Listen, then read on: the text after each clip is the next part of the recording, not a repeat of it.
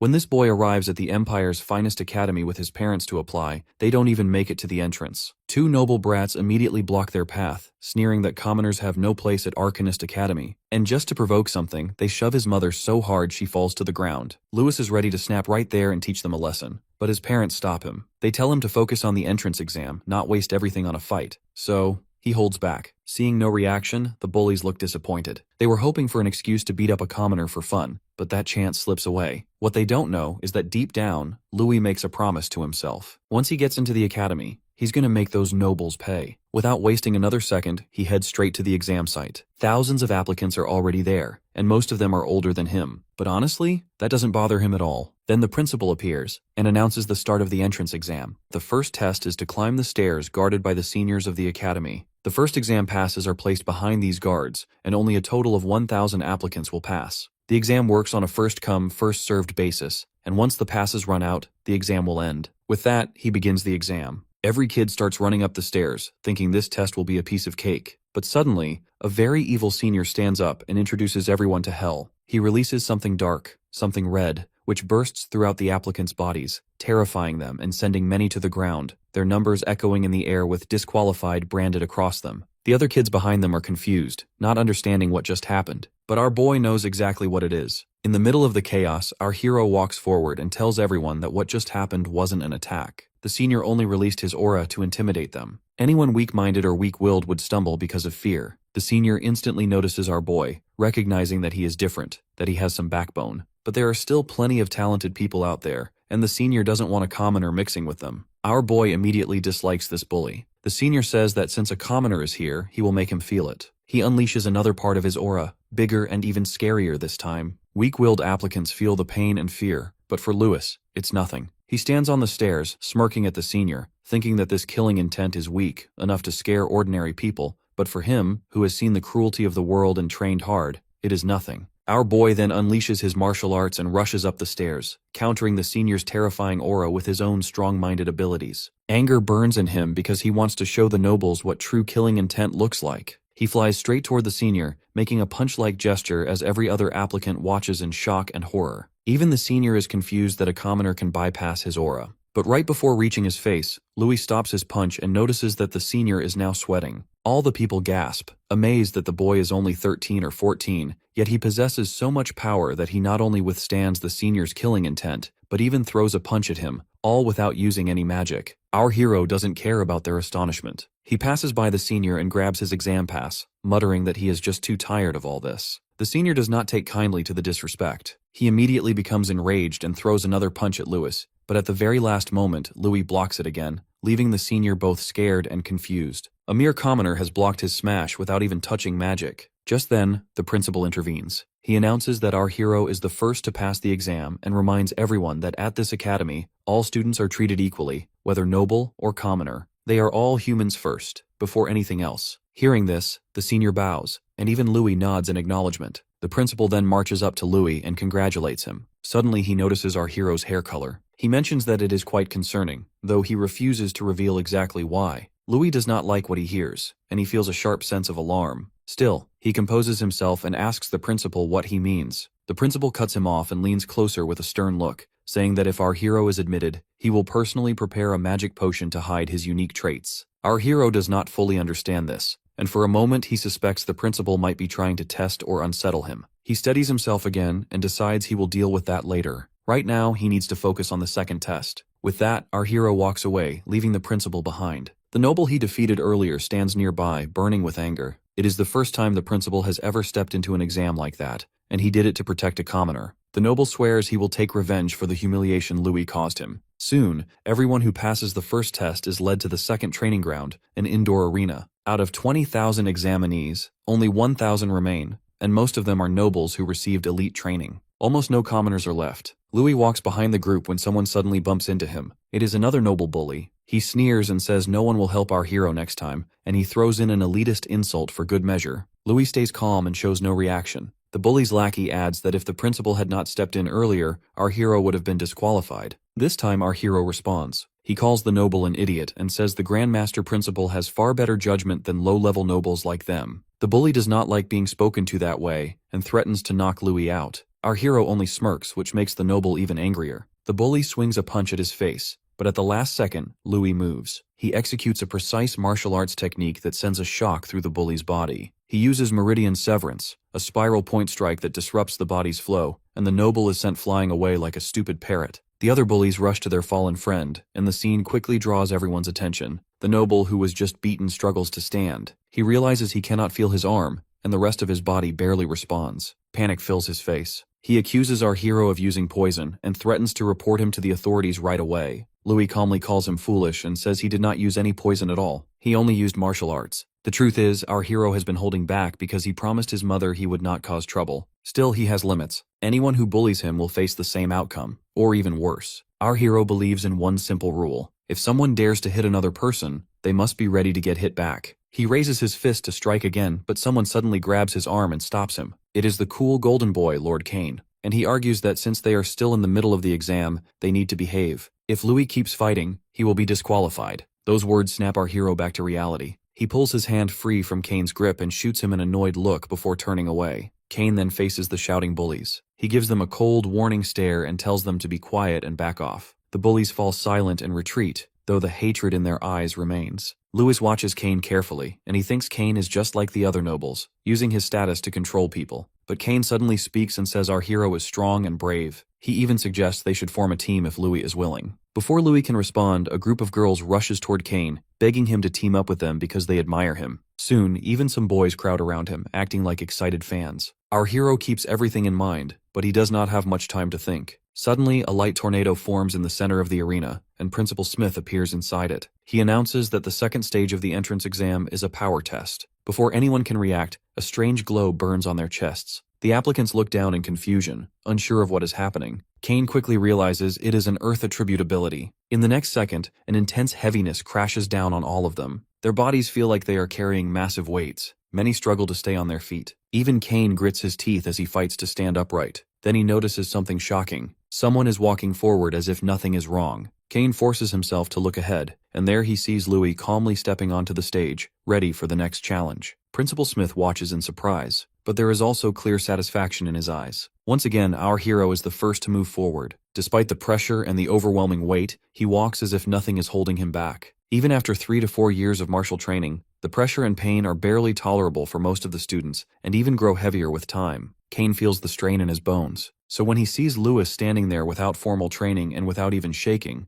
he cannot understand what level of skill our hero truly has. Principal Smith then announces that only the examinees who are still standing can move on to the next test. He waves his hand and reveals several weapons, telling them that anyone who wants one can pick it up. Our hero calmly walks over and chooses a solid sword for himself, while many other contestants struggle just to stay upright, let alone grab a weapon. Then the next phase of the exam begins, and there is an unexpected twist. Principal Smith announces the appearance of bound life forms. The students look confused. Before anyone can ask questions, the principal disappears. Someone suddenly shouts for everyone to look up. When they raise their heads, they see glowing blue creatures dropping from above and landing all around the arena. They look soft and bouncy, almost like jelly. They seem harmless at first, especially compared to the seniors from earlier. The rules are quickly announced. Hitting a slime earns 1 point. Dodging it earns 2 points. Killing one earns 5 points. Each student's rank depends on the points they collect, and only the top 100 will advance. At first, some students laugh and call the slimes weak and easy. They rush into attack, thinking it will be simple. But the moment they strike, the slimes grow aggressive. They move faster and slam into them with surprising force. Their playful look disappears as they attack wildly, smashing into one student and then another. Panic spreads across the arena as the slimes swarm everywhere and turn the battlefield into chaos. Above, Principal Smith and the senior examiners observe everything carefully. One examiner reports that members from powerful families are participating,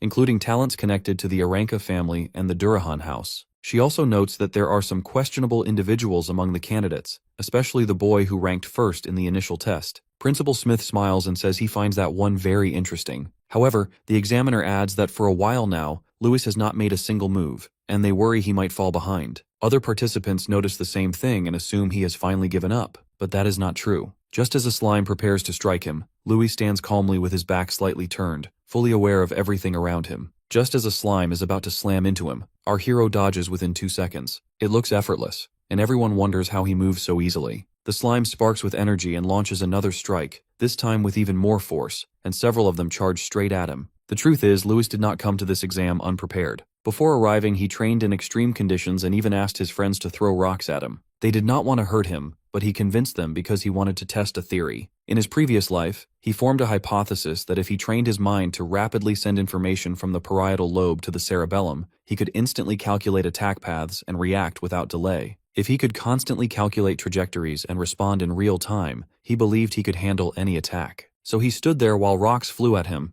and he activated his martial art technique. He calculated the trajectory of each rock and dodged them all with sharp precision. His friends were stunned and rushed toward him, asking what he just did. Lewis told them he used a combat method called void combat calculation. They did not fully understand, but for him, it proved his theory worked. Now, during the second exam, our hero activates void combat calculation again. As the slimes rush toward him, he calculates their speed and direction in his head. They move fast and hit hard, but the kicker is that they can only travel in straight lines. That makes the angles simple to predict. He calmly shifts his steps and dodges every single attack, earning 8 points in seconds. Then he draws his sword and uses a martial art move called Force Slash. His blade cuts through the slimes cleanly, splitting them apart, and he gets even more points. Kane watches in shock, and even the examiners glance at Principal Smith in surprise. They cannot believe how accurately Louis predicts the movements. Kane feels excited. He now understands that Louis is no ordinary commoner. He is a true practitioner with advanced combat skills. Kane wants to team up with him, especially now because it'll be beneficial for him. Another slime charges at our hero, but just as our hero prepares to strike another slime, someone interrupts him, and they clash for the same target.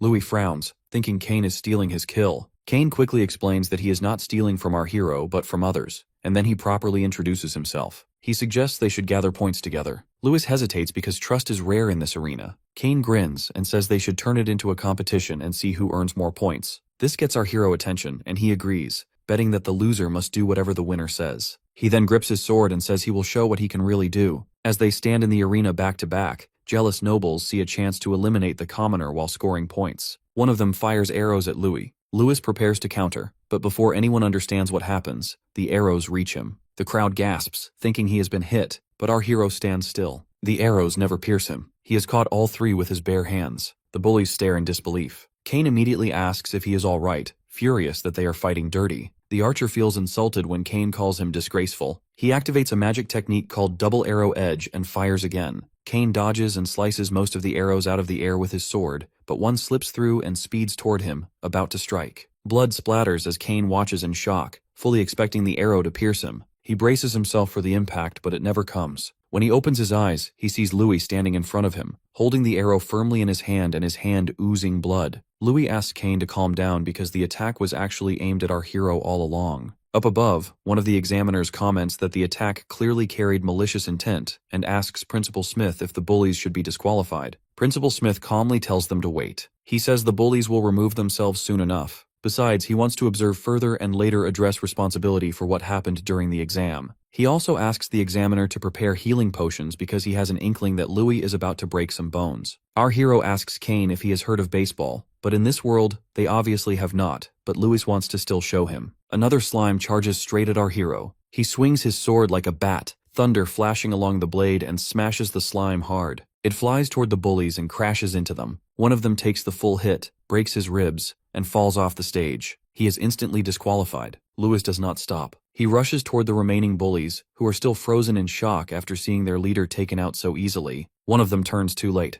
Louis flips over his head and kicks a slime ball straight into his face. The impact crushes against him, bruises his teeth, and sends him flying off the stage, earning another disqualification. Now only one bully remains. He sweats nervously, and cannot tell where our hero will strike next. Panic takes over him. Suddenly, our hero appears behind him and taunts him to turn around. Even at this moment, the bully refuses to apologize. He keeps insulting our hero, claiming that seniors are more knowledgeable and that commoners should know their place. He does not notice someone step in front of him. In the next second, he trips and tumbles off the stage. The one who trips him is Kane. With that fall, the last bully is disqualified as well. Kane walks over and thanks Louis. Kane notices Lewis's injured hand from catching the arrow, but now it's wrapped in a bandage. They share a high five, and our hero admits that Kane is actually a decent person for a noble. The two boys keep running as slimes chase them. While moving, Kane tells Lewis not to compare him to the other nobles because he is not like them. He explains that there are many great families in the Empire, and he belongs to one called the Aranka family. Great families are clans that have produced several Grand Masters and sages. Because of that, they hold huge influence and power. Sometimes their authority even rivals the royal family, the nobility, and the arcanists' associations. These names and titles are new and fascinating to Louis, and he keeps them in mind as they continue fighting. Meanwhile, the bullies watch Louis battle with sharp focus. Seeing him fight so well fills them with jealousy and anger. They refuse to let someone they see as lowborn take their points, so they launch an attack toward Louis and Cain. At the same time, Cain's loyal followers panic when they see their young lord being targeted, and they rush in to protect him. Within moments, chaos erupts around Louis and Cain. Students who came to prove themselves now turn on each other. The arena becomes a free-for-all, with everyone fighting everyone. Not far away, Faye observes the situation and finds it interesting. She calls her friend Miliana and tells her to join her so they can challenge the other nobles. Louis keeps dodging slimes using his martial art techniques, but he also notices how students are now targeting one another. He realizes that if he keeps scoring higher, more trouble will come his way. That is when he sees Miliana cutting through nobles with ease. The Fae fights skillfully as well, and beside her is a red-haired boy, Neil Gunn, who looks almost insane. The boy swings a hammer wildly and punches people aside, shouting that beating them is more fun than fighting slimes. He causes chaos across the arena and knocks down several opponents in a frenzy. Above them, Principal Smith and the examiners watch closely. One examiner suggests stopping the fight, worried that too many nobles might get disqualified. Principal Smith disagrees. He says watching young talents clash is entertaining. Another examiner argues that losing too many noble candidates could cause problems. Principal Smith brushes off the concern. He says he does not care about public opinion and wants to see how it ends. Then, without warning, he steps into the center of the arena and ends the second exam. He announces that the scores and rankings of all qualified candidates will be revealed later. He lifts the earth magic effect, and healing potions are distributed to everyone. Louis studies the potion with interest. Even a basic healing potion costs 3 silver coins, which is far too expensive for him. Cain notices his expression and asks what is wrong. Then he jokes that he will not bully Louis even if he wins. Soon after, Principal Smith releases the rankings. The nobles look pleased when they realize that Louis's name does not appear on the list. But the truth is that the top 5 examinees have broken all previous records, and Principal Smith announces their names separately. He declares that 5th place goes to Miliana Royce, 4th place belongs to Cain Aranka, and 3rd place goes to Faye Durahan. With 887 points, Louis takes 2nd place, and Cain is completely shocked. Not only because Louis scored higher than him, but because a commoner has never fought like that before. Cain accepts his defeat gracefully, admitting he has lost the bet, and asks Louis what he wants him to do. Louis simply says he will tell him after the exam. Then Principal Smith announces 1st place. With a record-breaking 888 points, it goes to the same red-haired maniac who was rampaging earlier. Neil is still grinning like he was during the fight. Everyone whispers about how terrifyingly strong he is, especially since he is also a commoner who ranked above even the Durahan heir. Miliana looks worried as she notices Faye trembling with anger, but Faye quickly swallows it down and declares that she would love to have a match with someone that strong. Meanwhile, many seniors are furious that the newcomer nobles have lost to mere commoners. The examiner comments that coming in 2nd place is unprecedented since the Academy's founding days, and the kicker is that both of these students are from an orphanage as well. Principal Smith explains that the Arcanist Association runs the orphanage because true strength lies within the masses, and it has nothing to do with social status, as some people believe. He tells everyone who passed the exam to proceed to the next venue. As they walk, Cain mentions that Louis was so close to 1st place, and he wonders who is truly the strongest between them. Louis, however, is not worried or curious about answering the question. Soon, they all arrive at the Academy's training ground. Principal Smith announces that the final exam is the survival test, an emblem battle royale, and he begins distributing the emblems to everyone. Everyone's goal is to collect as many emblems as possible, and any method is allowed to do that. Examinees who lose their emblems are immediately disqualified, and only the top 10, based on the final count, will gain admission to the Academy. Cain looks at his new friend and says that they're going to act separately for now, giving him a tip that those who ranked higher earlier will be targeted, so he needs to be extra careful. Louis promises that he will survive no matter what. He knows for a fact that they announced the 2nd exam rankings just to create this exact situation. Hearing this, Principal Smith just smirks and tells everyone to display their abilities, because only the best will survive in the end. As the exam starts, Louis wanders through the forest, thinking about how admission is just 1 step away, so he needs to win no matter what. Suddenly, someone stops and steps in front of him. It's one of the nobles, an NPC who charges at him, claiming Louis humiliated all the nobles in the previous exam. When Louis turns around, he notices 2 more bullies also charging at him. No one is going to protect him for now, but they don't know that Louis does not need protection from anyone. In fact, these bullies need protection from Louis. Suddenly, Louis sees a guy standing on top of a tree aiming his bow at him, and he realizes the reputation staff had leaked his location since everyone is there. The bullies attack Louis one by one, but he dodges all of their attacks skillfully. Suddenly he senses a powerful attack coming at him, and he has to dodge it using his sword, but he is confused because he doesn't recognize what it is. Just then, the bully charges at him, even threatening to kill him, but Lewis is not ready to give up. He fights all of the bullies, and then again, one of those powerful attacks comes at him, and he dodges it once more, but he's irritated about it. Now one of the NPCs, basically arrows flying with magic, laughs at Lewis because he doesn't even use magic. But the next second, he gets frustrated as Lewis keeps dodging. On the other hand, Louis is a bit nervous because he cannot calculate the magic's trajectory, so he has to rely on his martial arts techniques. He uses a move called Sen no Sen, which is a strike before the enemy, and uses their own power against them. Just then, the enemy orders all his fellows to attack at once, and everyone charges at our hero. This time he is ready. He moves through them, dodging one by one, and with his sword, he turns their attacks back on them, making them hit each other instead of him.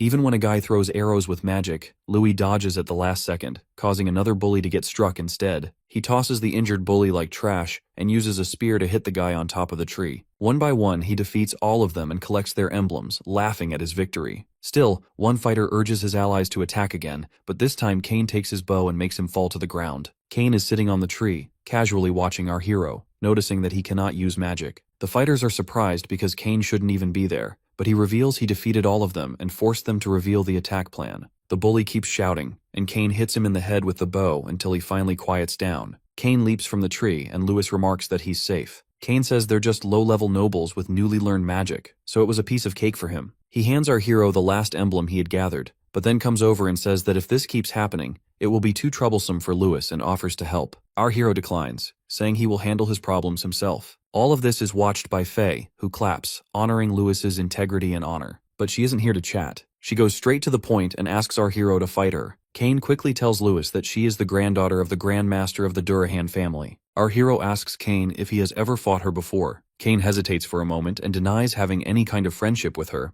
but admits that they have fought. He adds that he let his guard down a little during their match. Louis immediately teases him, implying that he must have lost, and Cain starts defending himself. Before their banter can continue, Faye interrupts them, telling them to stop their little bromance and quit flirting. She challenges our hero once again. Cain warns Lewis that she can already use magic and that her skill level is at the apprentice stage, which is very high for their age. He advises our hero to ignore her and focus on collecting emblems instead. Faye starts mocking them, clearly annoyed, accusing the two boys of planning to run away. She claims Cain is poisoning Louis' confidence because he knows our hero cannot win. She even calls Lewis a coward. That irritates him. Cain is annoyed as well, but Lewis steps forward, his pride stirred. He says he has always wanted to see how a great family fights, so he will accept the challenge. Faye smirks and says she likes his enthusiasm. To be fair, she announces that she will not use magic against him. The next second, without hesitation, she charges and unleashes her secret technique, Lance Slam, aiming straight at our hero. Our hero does not move. The lance strikes him, or so it seems. Faye smiles not because she hit him, but because at the last possible moment, our hero slightly shifts his body and catches the lance against his bicep. Faye pulls her weapon back, spins it in a sharp 360-degree motion, forcing our hero to release it, and immediately launches another lance slam.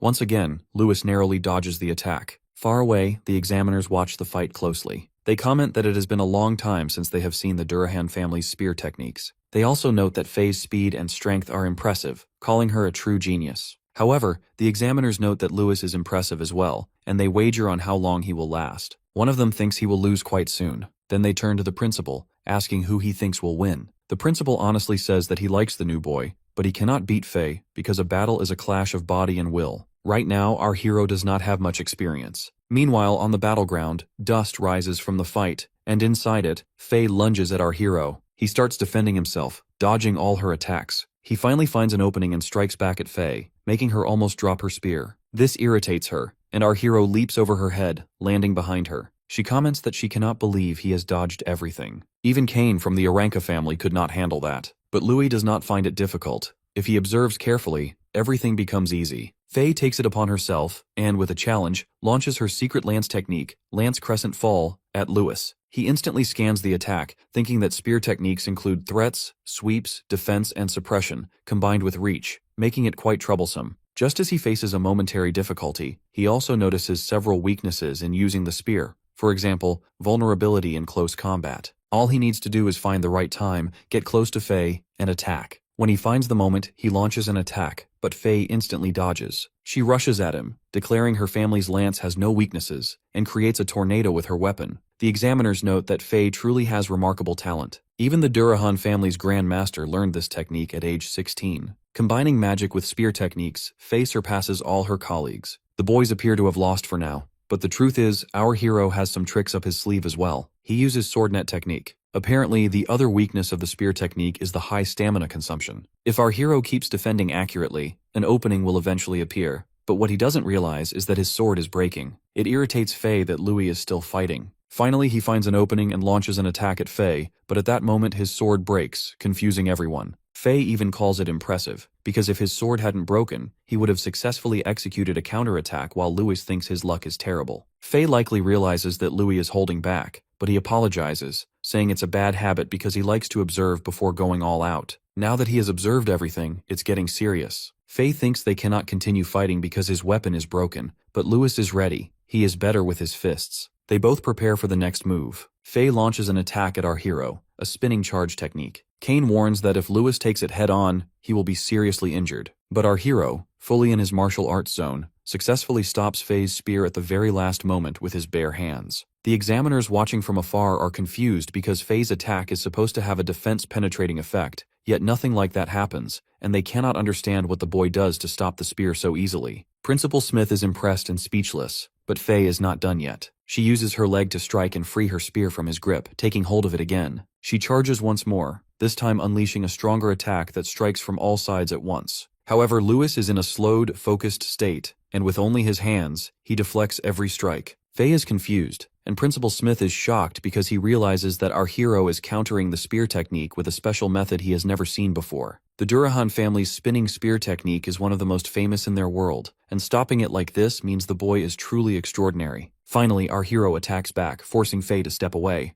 This angers her, and she bluntly asks about the strange technique. Our hero answers honestly, saying it is simply part of his martial arts, and that he adds a twist at the exact moment of contact to cancel out the spear's rotational force. The explanation goes over Faye's head, and she understands nothing. With that, our hero moves toward her, saying he will show her through action. He begins shifting in all directions while Faye tries to track and strike him. Watching from afar, Kane thinks it looks like an illusion, because Louis moves like a butterfly in flight. Faye feels as if Louis is right in front of her, yet whenever she attacks, he has already shifted to another position. He almost seems to be flying. Meanwhile, our hero is determined to demonstrate his style. The technique he uses now is called the butterfly step, an elegant footwork style inspired by a legendary boxer, with rapid, light movements and an unpredictable rhythm that is perfect for fighting Faye. Our hero finally sees another opening and attacks Faye. He punches her, sending her flying backward. Kane watches from afar, unable to believe his eyes, and even Principal Smith thinks it is unexpected that Louis is able to deal such heavy damage to Faye. The examiners note that even without magic, very few people can defeat Faye in pure combat skill, and perhaps this boy truly is a genius in hand-to-hand fighting. But Faye is furious because she is not finished yet. She rises and declares that she comes from a great family with an unbreakable fighting spirit, and she cannot lose so easily. She throws her spear aside, which confuses Louis, because now they are both entering close hand-to-hand combat. Faye rushes toward him, and our hero uses martial arts techniques like Wing Chun and Pak Sao to defend himself against her crushing fist. Even so, his defense is not perfect, and Faye manages to injure his hand. Instead of getting angry, he smiles and brushes off the pain. Faye reminds him that her family is not built on weakness. She then unleashes Crushing Fist, level 3, but this time our hero is ready. He shifts into boxing techniques, and the two exchange fierce blows. Louis feels exhilarated, and something dark inside him begins to stir. He does not fight for the sake of violence, but because he enjoys using his strength to its fullest. His presence grows intense as he steps right in front of Faye, releasing a dangerous aura that makes her freeze for a moment. She tries to block his attack with her hands, but it is not enough. Louis strikes her, sending her flying into a nearby tree. Principal Smith does not like the look of this technique at all. The remaining students watching the fight cannot believe that a commoner possesses such power. Suddenly, one of them begins to feel sick and starts shivering,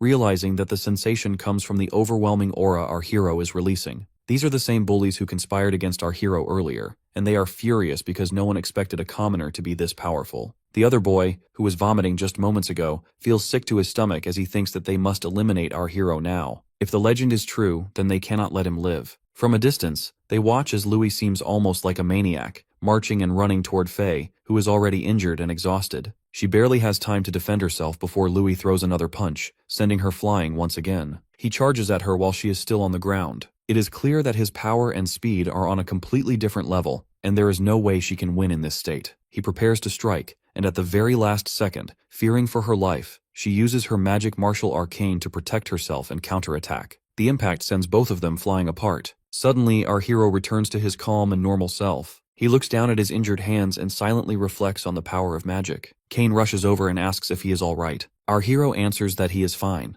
though he is not sure about Faye. Just then, the bullies who had been hiding behind the trees step forward and accuse our hero of losing his emblem, declaring that he is disqualified from the game. Louis looks down and realizes that his emblem has been burned to ashes. Kane immediately steps in to defend him, insisting that it was an accident. The bully smirks and says that the principal has seen everything, so Kane will not be able to help a commoner cheat today. He steps forward, tells our hero to drop everything, and orders him to leave because he is ruining the exam. He even calls our hero trash who should disappear, but Faye suddenly tells them to stop. Everyone turns to look at her. Louis is shocked to see that she is this injured and still standing. The bully asks if she is really trying to protect a commoner, warning her that she will be disqualified for breaking the rules. Faye does not care about his opinion. She admits that our hero earned his point, and that she was the one who accidentally used magic. She apologizes for it. Kane cannot believe what he is hearing. The great Faye apologizing to our hero. But Louis apologizes as well, saying that he was the one who lost control earlier, so he should be the one saying sorry. Faye accepts his apology, though she is still upset about losing. She says that he forced her to use magic. Still, she wants a rematch before they officially enroll. The bully laughs, reminding them that he already has 4 emblems, and that Louis will not even qualify. But in the next moment, Faye tears a strip of cloth from her outfit and hands it to Louis. It represents the 14 emblems she has collected. Just like that, our hero is suddenly ahead of the bullies. Before leaving, she teases Kane and tells the bullies that weak people should not pass, and those who deserve it should not fail. She refuses to let such injustice happen. Then she lifts her spear and reminds them that only 10 people can pass. Her new goal is to collect more than 14 emblems to guarantee her place. Kane grins and says he was thinking the same thing. The two of them rush back into the competition, determined to gather more emblems, qualify for the academy, and settle their ridiculous bet. Our hero watches his 2 new allies run off, a faint smile on his face. He does not notice that Principal Smith and an examiner are descending from the sky to speak with him. The principal approaches our hero and calmly explains that since his emblem has been burned, he is disqualified and will be escorted out. Louis accepts this without any argument. Meanwhile, the bully clenches his fists and mutters that this is not over. He turns to his friend and says he never wants to see Louis's face again. But his friend reminds him that if Faye and the others manage to defeat enough opponents,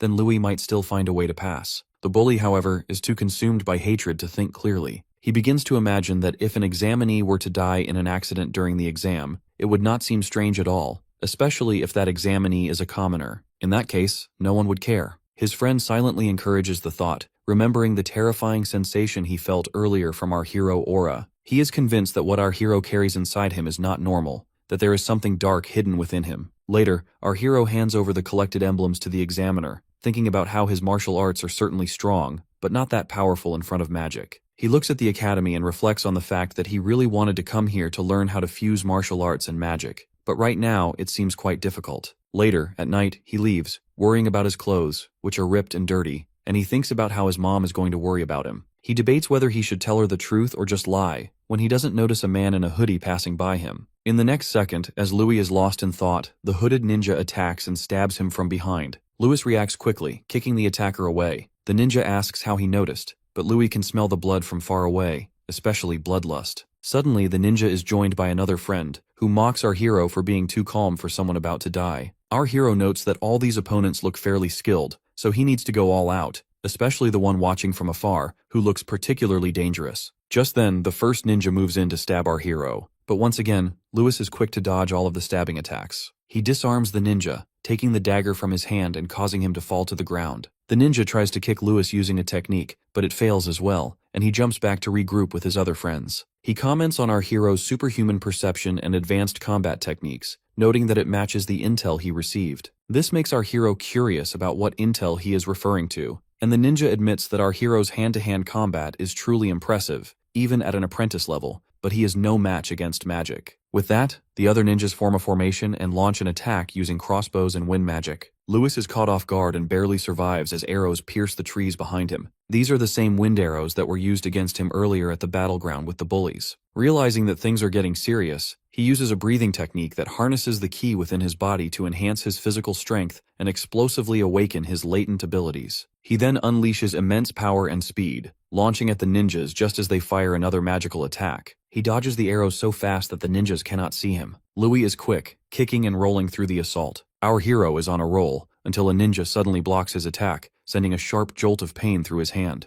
That is when he realizes that the ninja he sensed earlier is truly strong, and even intimidating. He looks around and sees that he is completely surrounded by assassins, and all he can do now is defend as much as he can. He tries, but eventually some of their magic arrows strike him, forcing Louis to the ground. The ninjas feel relieved that Louis is finally down, because even shooting at him has exhausted them. Yet they are also surprised that, despite being just a commoner, he is far more troublesome than an average apprentice. One of them approaches him, not realizing that Louis is only pretending to be unconscious. Louis suddenly opens his eyes and unleashes hell, driving his fingers into the ninja's trachea and sending him flying away. The boss ninja cannot believe that Louis uses the age-old trick of playing dead to lure his enemy in, but he is also impressed by such composure from someone so young. Louis then raises the crossbow toward him and asks why he does not care that his apprentices are killed right in front of him. The boss coldly replies that he does not care what happens to trash. Louis fires the arrows, but the boss calmly defends himself without the slightest concern. He then uses magic to create a massive hammer, saying that if it were not for the mysterious person's orders, he would have liked to make Louis his disciple. With that, he swings the giant hammer at Louis. Louis blocks the attack at the very last moment,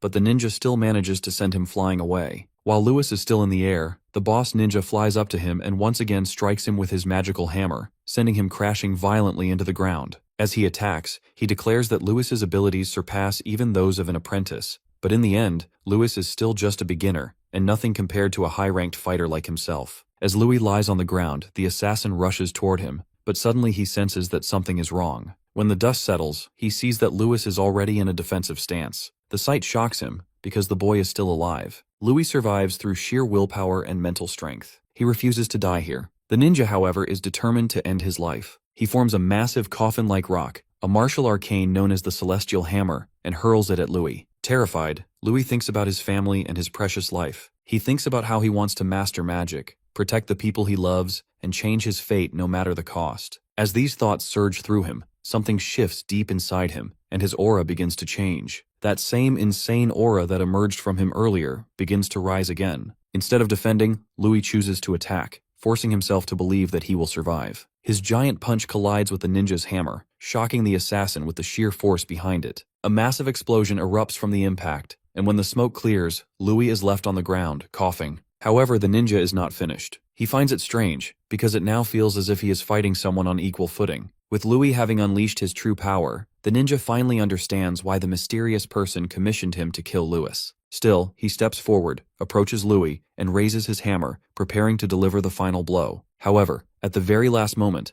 a lightning tornado strikes, causing the ninja to miss his attack, and he stumbles backward. He finds himself surrounded by the swirling lightning and is confused about what is happening until it engulfs him, leaving him seriously injured. Louis watches everything from the ground, confused, as he sees Principal Smith descending from the sky. He is alert, but above all shocked. Principal Smith, on the other hand, is delighted to see Louis, pleased that he has managed to suppress his rampage. He hands Louis a magic potion to regain his strength, and Louis drinks it gracefully. Finally, after a while, the tornadoes stop tormenting the assassin ninja, and he collapses to the ground. Principal Smith marches up to him, demanding who has the authority or audacity to attack one of his examinees at the academy. The ninja surprisingly shows a measure of respect toward Principal Smith, admitting that even a Grand Master cannot control a monster like Louis, because this attack is literally just the beginning of what awaits Louis in his destiny. Suddenly, the ninja explodes right in front of Principal Smith and Louis, and the principal cannot immediately comprehend it. He realizes that since the ninja died by suicide, it could be the work of the Assassin Guild, who might have sent a bounty on Louis's head. Even so, he hopes he is just overthinking it. Meanwhile, Louis stands up, marveling at the fact that he is fully healed thanks to the advanced healing potion. He is genuinely happy with the results, noting that even his bones are completely restored. He then asks the principal why he always saves him whenever danger strikes, but the principal replies that he will answer that question at home. At that moment, Louis suddenly remembers something he had forgotten, and panics instantly. Apparently he has passed curfew and his mother must be worried. He dashes toward his house faster than he has ever fought against bad guys. Meanwhile, Principal Smith summons a snake-like magical entity called Skyly, orders it to clean up the mess, and follows Louis. In the town of Mantia, Northern Candria Empire, outside the orphanage, two gang members are harassing La Chiella, asking how much she is really pocketing from the tax money, planning to swindle her, and even trying to mock her face as she insists she is acting in the children's best interests. But the gangsters are relentless and have clearly evil intentions. Just as one man reaches to grab Laciella, someone kicks him, knocking blood and teeth out of his mouth. It turns out Louis has finally come to save his mother, and Laciella is ecstatic to see him. But then she notices his torn attire and becomes horrified. Before Louis can finish asking if she is okay, she rushes at him, demanding why his clothes are ripped, why there is blood, and why his face is wrapped. Embarrassed, Louis tries to brush it off, saying he got caught on a tree during the exam, but she doesn't believe him. Meanwhile, the gangster who was knocked out rises again, turning to Louis and accusing him of always breaking the rules, threatening that they will call reinforcements to fight him. Just then, Principal Smith arrives to Louis's aid, explaining that it's all a misunderstanding and introducing himself. Seeing the principal, the gangsters are terrified, realizing he is a true Grand Master. He quickly asks the gangsters to give his regards to the Lord of the Land, and both immediately grasp the underlying threat, practically running from the place. Principal Smith then turns to Laciella, saying he would like to discuss something regarding Louis. Laciella brings them both inside, and the principal notices the strange milestone the nobles had just mentioned.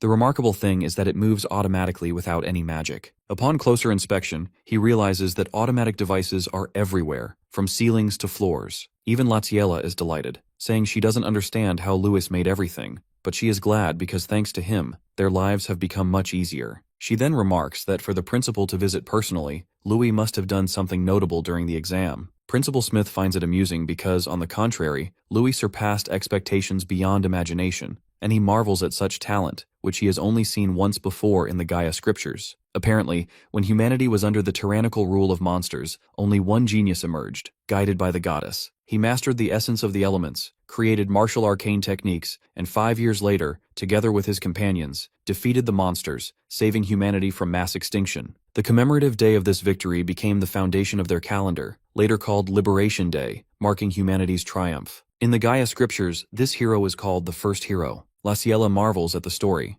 thinking of the great hero, while Louis wonders why the folk legends make no mention of such a figure. The principal clarifies that the hero appears in different forms in other scriptures, described as a man with black hair and black eyes. Hearing this, Laciella grows quiet, protective of Louis, and he himself is shocked by her reaction. Principal Smith adds that it is a great secret known only to humanity's upper ranks, because although the hero saved humanity, he also became a victim of the madness dwelling within his heart. He began killing people, committing the unforgivable sin of murdering his own comrades, and seeing how he descended into insanity, he was erased from human history. That inner madness became a cautionary tale. Hearing this, Louis looks at his hands, recalling all the moments he felt himself losing to his own desires. Principal Smith rises, recognizing the gravity of the situation, and explains that in every country, anyone with black hair and black eyes is immediately eliminated to prevent such a threat from arising again. He turns to Louis and asks if he really thinks he can fool everyone by simply dyeing his hair. Louis's mother, Laciella, steps forward,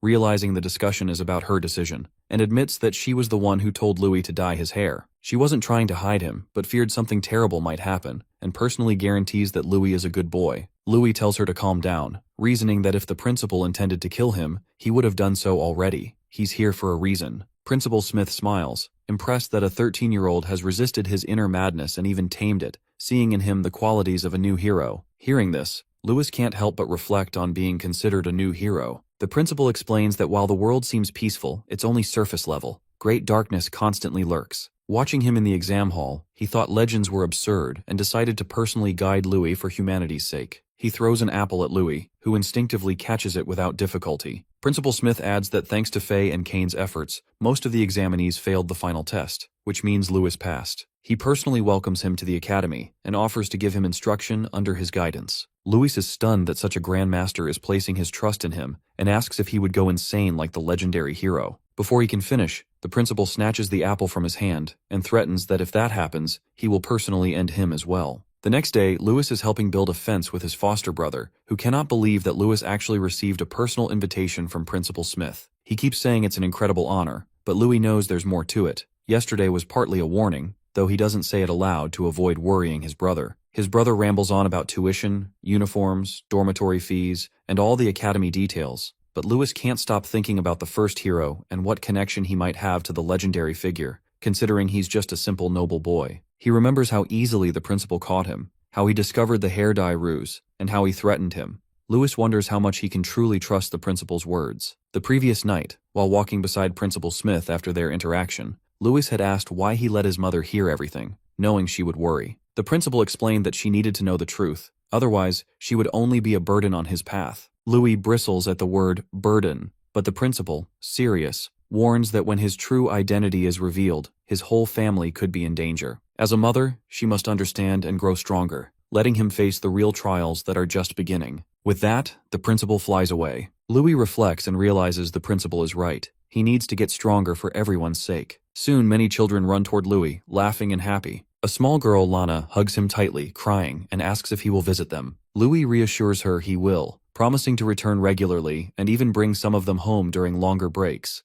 This is his home after all. They make a pinky promise, which Louis keeps close to his heart. Suddenly, someone calls for Louis. A noble butler arrives, explaining that he serves the Aranka family, and young Master Kane wishes to invite Louis to their manor. He hands Louis the invitation, which seems authentic, showing that Kane wants to deepen their friendship before school starts. Excited, Louis accepts the invitation and steps into the carriage. At the town of Candria Empire Harzan, Louis finally emerges from the carriage as the butler bows. It is the Aranka family, one of the distinguished great families, and even in the town, their fame and prosperity are obvious. Louis is not ready for the size of the mansion before him. His mouth drops in shock, realizing that Kane really comes from a great family. As he is about to enter, someone calls his name. It is Kane, rushing toward him excitedly. He almost hugs Louis, saying they are going to be classmates. Louis congratulates him on causing quite a scene in the final exam, and thanks him because he passed only because of Faye and Kane. He says he will let the bet slide since they are now even. Kane, however, says that is a separate matter, and they should still keep the bet going. Besides,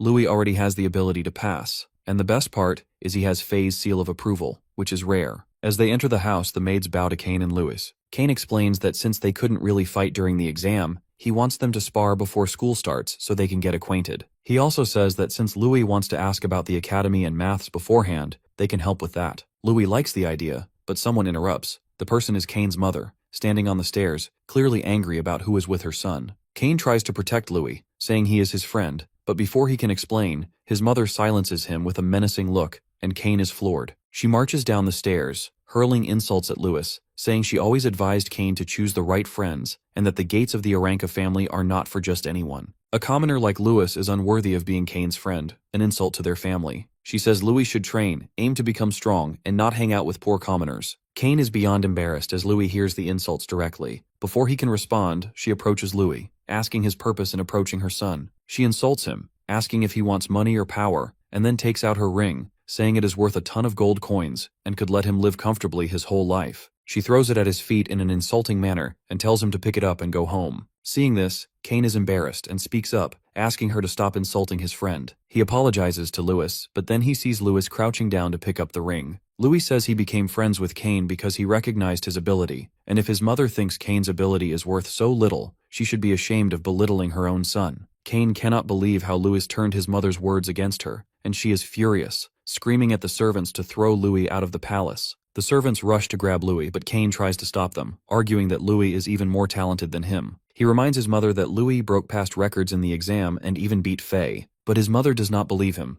She thinks a commoner surpassing the children of great families is not only unheard of, but impossible. She mocks Kane, asking if he really expects his ridiculous lies to work on her. Kane insists it's not a lie, and Louis adds that if he is around, Kane can become even stronger. This enrages Kane's mother, who cannot believe that a mere commoner dares speak in front of her. Her voice echoes through the great hall, but then the doors open, and a mysterious figure enters the palace. He directly refers to Louis, asking if he really said that if he is around, Kane would become stronger. Everyone turns to look, and Kane's mother is horrified to see her husband, the master of the Aranka family, standing there. She stutters, calling him William, and rushes to him, saying they should leave and that Louis will never catch up. But William sidesteps her and turns to his son, who bows and greets him. Louis greets him politely, realizing that Grandmaster William has an incredible aura and is on the same level as Principal Smith. His father, however, does not pay attention to Louis's words. He turns to his son, asking if Louis's words are true. Kane confirms that Louis's ability exceeds his own. William then decides to challenge Louis, asking him to prove it. He unleashes his insane aura with intense killing intent, so overwhelming that Louis feels like he cannot breathe and that a lion is looking straight into his soul, tearing at him. He feels William is trying to kill him, but at the very last moment, something miraculous happens. Louis feels like his whole body is being torn apart,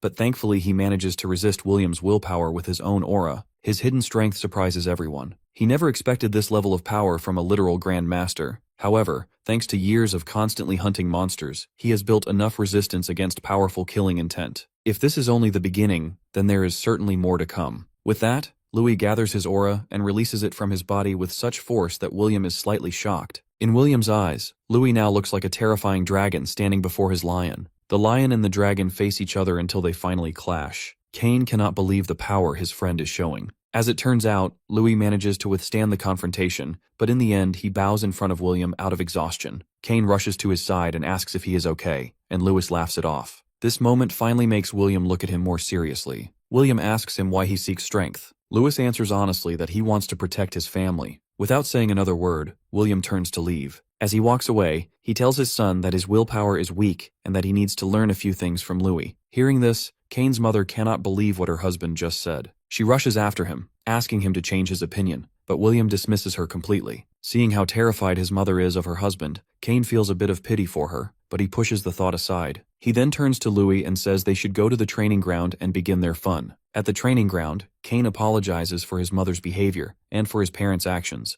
but Louis dismisses it. He does say that his father is a little extreme because there is not much difference between Louis and Kane, so he should not worry. But Kane tells him that, sadly, that is the reality of being the son of such a high-level, high-rank person. His father is a meritocrat, and to be recognized by him, he needs to become much stronger. And at this pace, Louis feels more like a son of the Aranka family than he does. Louis then tries to argue that William tested his ability for Kane's sake, and that is probably his way of showing love. But that is not enough for Kane. As he looks at the sky above him, he thinks about how love has always been different between him and his father. As he reflects on his life, he realizes that he has hardly ever left this house since he was little, because all he ever did was train, eat, and sleep. His training started when he fought small monsters even when he was smaller than those monsters. His father wanted him to grow into a great sage like his grandfather. Without even understanding why, he just kept swinging his sword again and again because he wanted his father to acknowledge him. But in the end, this place always felt like a prison. He would see other children playing happily with paper planes, while he had to swing swords and fight battles he did not even understand. Sometimes it felt like even breathing required the guard's permission. Every adult around him praised him as the young master,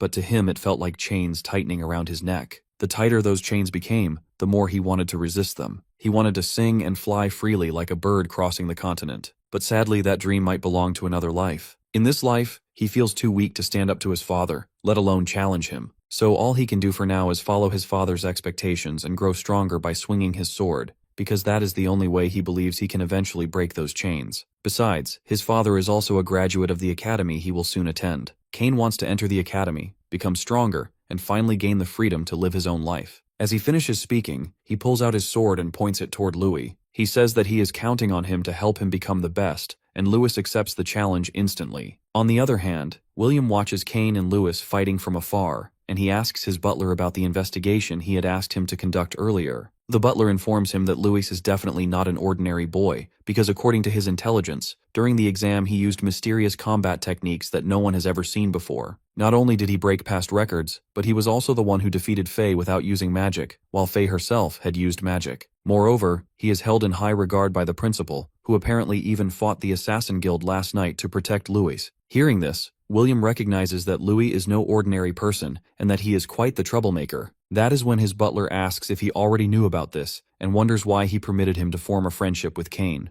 But William has other plans for his son. He knows that troublemakers attract danger, and when people face challenges, they overcome them and grow stronger. Hearing this, he believes Kane might become stronger through the experiences he will gain by being around Louis. As he says this to the butler, Louis is easily defeating Kane in hand-to-hand combat until Kane finally draws his sword and suggests that Louis come at him with his full power. Watching from a distance, William quietly appreciates his son for having a better eye for judging people than he once thought. Kane lunges forward at Louis using his martial art wind lunge technique, and at the very last moment, Louis not only defends himself, but also throws a punch so close to Kane's face that he does not even realize Louis is already counterattacking. Only when Louis's finger lightly touches Kane's face does he realize what just happened, and Kane comments that accelerating magic with magic is a good technique, but Kane's movements are a bit linear and too predictable. Kane cannot believe that even though he used magic, Louis was still able to counter him easily, and that is when he realizes why Louis was able to beat Faith. But Louis falls into deep thought, and when Kane asks what is wrong, Louis asks if he has ever felt something strange about his fighting style. Kane says he remembers nothing, because his techniques are secret arts passed down through the Aranka family. His father and grandfather both mastered them and became strong, but that is not what Louis means. He says there may be another path for Kane to take, different from his father and grandfather, and Kane can hardly believe what is coming out of his friend's mouth. Louis lowers his sword and takes a dagger from the weapon inventory behind the weapons, and turns to Kane, asking if he wants to surprise his father. At the same moment, William notices everything as both Kane and Louis suddenly leap upward and rush straight at him in the very next moment without any warning at all. Just a few minutes ago, Louis was giving Kane a small martial arts lesson, explaining that speed is everything in martial arts and the absolute best weapon. Speed does not only mean movement speed but also reaction time and quick decision-making. He thinks about how Kane fought during the second entrance exam, and says that his natural speed pairs well with his brain attribute support magic, but thrusting techniques are difficult to master, and just because his grandfather mastered them does not mean Kane has to follow the same path. Because of that, Louis hands him a pair of daggers, explaining that the reason Kane's father stopped improving like the Grandmaster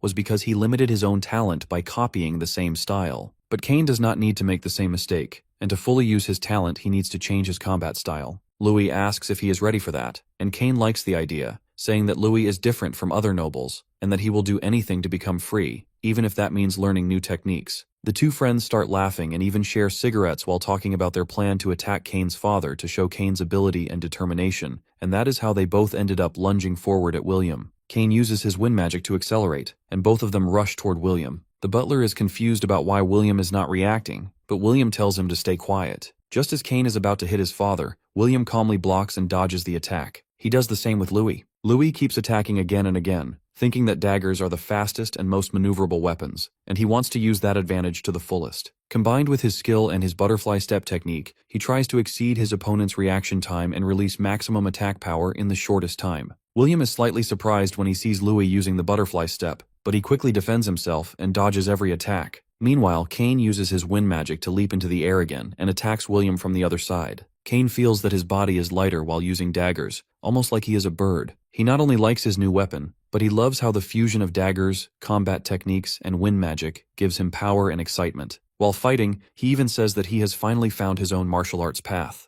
But William thinks it is time for the play to end, and he releases his aura, sending both Kane and Louis flying back. He is extremely angry because Kane has abandoned the Aranka family technique just to prove his own will, and he calls him naive. Kane and Louis quickly regain their balance and prepare to attack again, using wind acceleration and Louis's fast movements. However, with a single movement of his hand, Kane's father stops the dagger before it can hit him, pushing Kane back and calling his own son a coward as he rushes toward him. Kane remembers Louis's words that retreating is not weakness but a strategy. In battle, if it is necessary, he must do it. Kane decides to retreat for a moment before attacking again. After gaining his footing, he charges forward at his father once more. Just as William is about to grab him, Kane flips over his head using wind magic like a small tornado and attacks from behind. At the same moment, Louis moves in again, and they prepare to launch another attack. Kane remembers that just a few minutes earlier, Louis had taught him a strange but useful technique he learned from baseball called a change-up, where a fighter deceives the opponent by using different speeds and sudden variations. Using this technique, even simple movements can become deadly if used well. If the opponent's reaction is delayed even for a moment,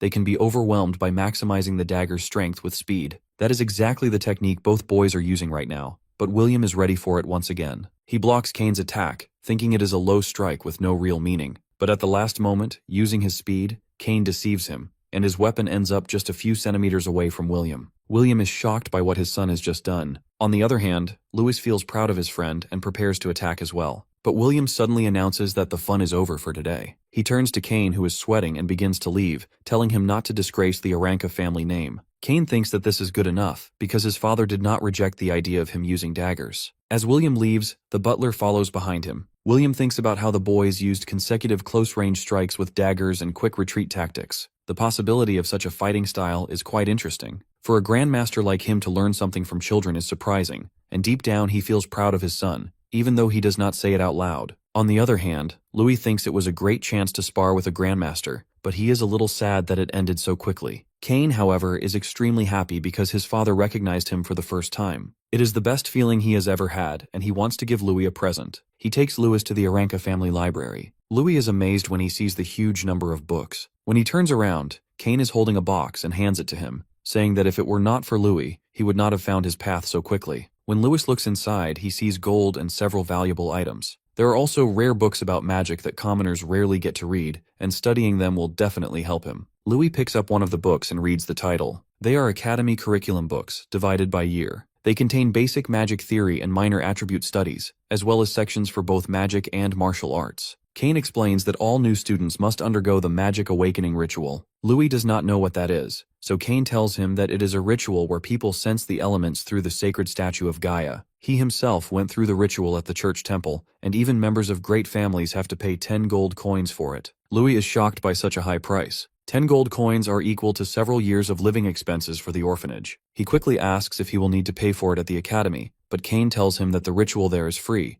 which is one of the reasons so many people try to enter the academy. However, there are still other expenses such as living costs, books, and rental fees that can be quite expensive. That is why Kane gives him this gift and tells Louis to accept it without hesitation, and rely on him whenever he has money problems. Kane practically forces the box into his hands before Louis can refuse, saying they should just consider it even because of their bet. Louis understands what his friend is trying to do and finally agrees. At the same time, Louis realizes that he needs to find a way to earn money. He recently heard that magic pharmacists can earn a lot, and he wonders if there are any related books here. Suddenly he gets an idea. If he can invent things using the knowledge from his previous life, he might be able to make good money. He then asks if the Aranka family has connections with the Merchant Guild. Kane says that they do and asks why he is curious about it. Louis simply replies that it is a secret for now, but Kane will probably find out soon enough anyway. 1 week later at the academy, the entrance ceremony takes place, and every freshman walks in on tiptoe. Louis enters, happy that the day has finally arrived. As he passes by, an attractive senior girl notices his scent. He's wearing the latest trending cologne. Judging by its price, she assumes his parents must at least be a count. She decides she needs to network with him and rushes over, introducing herself as Rose from the 150th class and offering to show him around. Louis likes the idea and introduces himself. Rose has never heard the last name Grill, but the dangerous sound of it catches her attention. She thinks he might be a noble's illegitimate child as they walk together. Louis explains that for the past few years, since the Emperor's garden ruled, imperial heirs have clashed with the Academy's nobles and great families. On the surface, the Academy looks peaceful, but behind the scenes, students struggle for educational resources. Regular students can move up if they pass classes and earn credit points, but targeted students or those who fail are expelled. Rose points at Louis, warning him that people are watching, and he needs to do his best. She asks about his family support, but Louis has no answer and feels unsure, partly because she is so close. Suddenly, someone jerks her hand away and introduces himself as Brian, congratulating Louis as the commoner freshman who broke the entrance exam record. Louis greets him politely. Rose realizes she wasted her time with a commoner despite smelling the expensive cologne. Louis pays her no more attention than necessary and turns to Brian, who tells him not to mind her. He explains that the Academy is a miniature version of the Empire, with all kinds of people. Kane calls for Louis, but Brian goes off to other students, telling Louis to call if he needs anything. Louis is confused why Brian leaves just as Kane arrives. Kane explains that Brian is the Chancellor's son, and not someone he is close to. Faye interrupts, calling Brian a decent but weak-willed guy. Seeing Faye, Kane becomes defensive, and they start bickering, with Miliana, Faye's sweet friend, trying to pull Faye away to finish registration. Louis thanks Faye for backing him up during the entrance exam, but she insists he succeeded on his own, and continues teasing Kane while Miliana pulls her along. Kane turns to Louis and shows him a huge pile of coins, explaining that it is his share of the money. Louis cannot believe he earned so many gold coins, and Kane says it all came from following his instructions at Burna Village Trading Company. They had previously gone to sell perfume, which was Louis' secret. Louis explains it is a new type of perfume he created, with a subtle scent that sets it apart from the usual ones. Kane likes the smell, but worries about whether it will make money, while Louis is confident in his product. His confidence proves right, as they are making huge profits, far beyond what Kane expected. Kane mentions that he will give some of the money to his mother, and wonders what goes on inside Louis's head, curious to see what makes him tick. They walk toward the reception, with Louis asking Kane to keep this matter between them, and Kane agrees. Soon, a teacher gives Louis his credit card, reminding him not to lose it, and wishing him the best.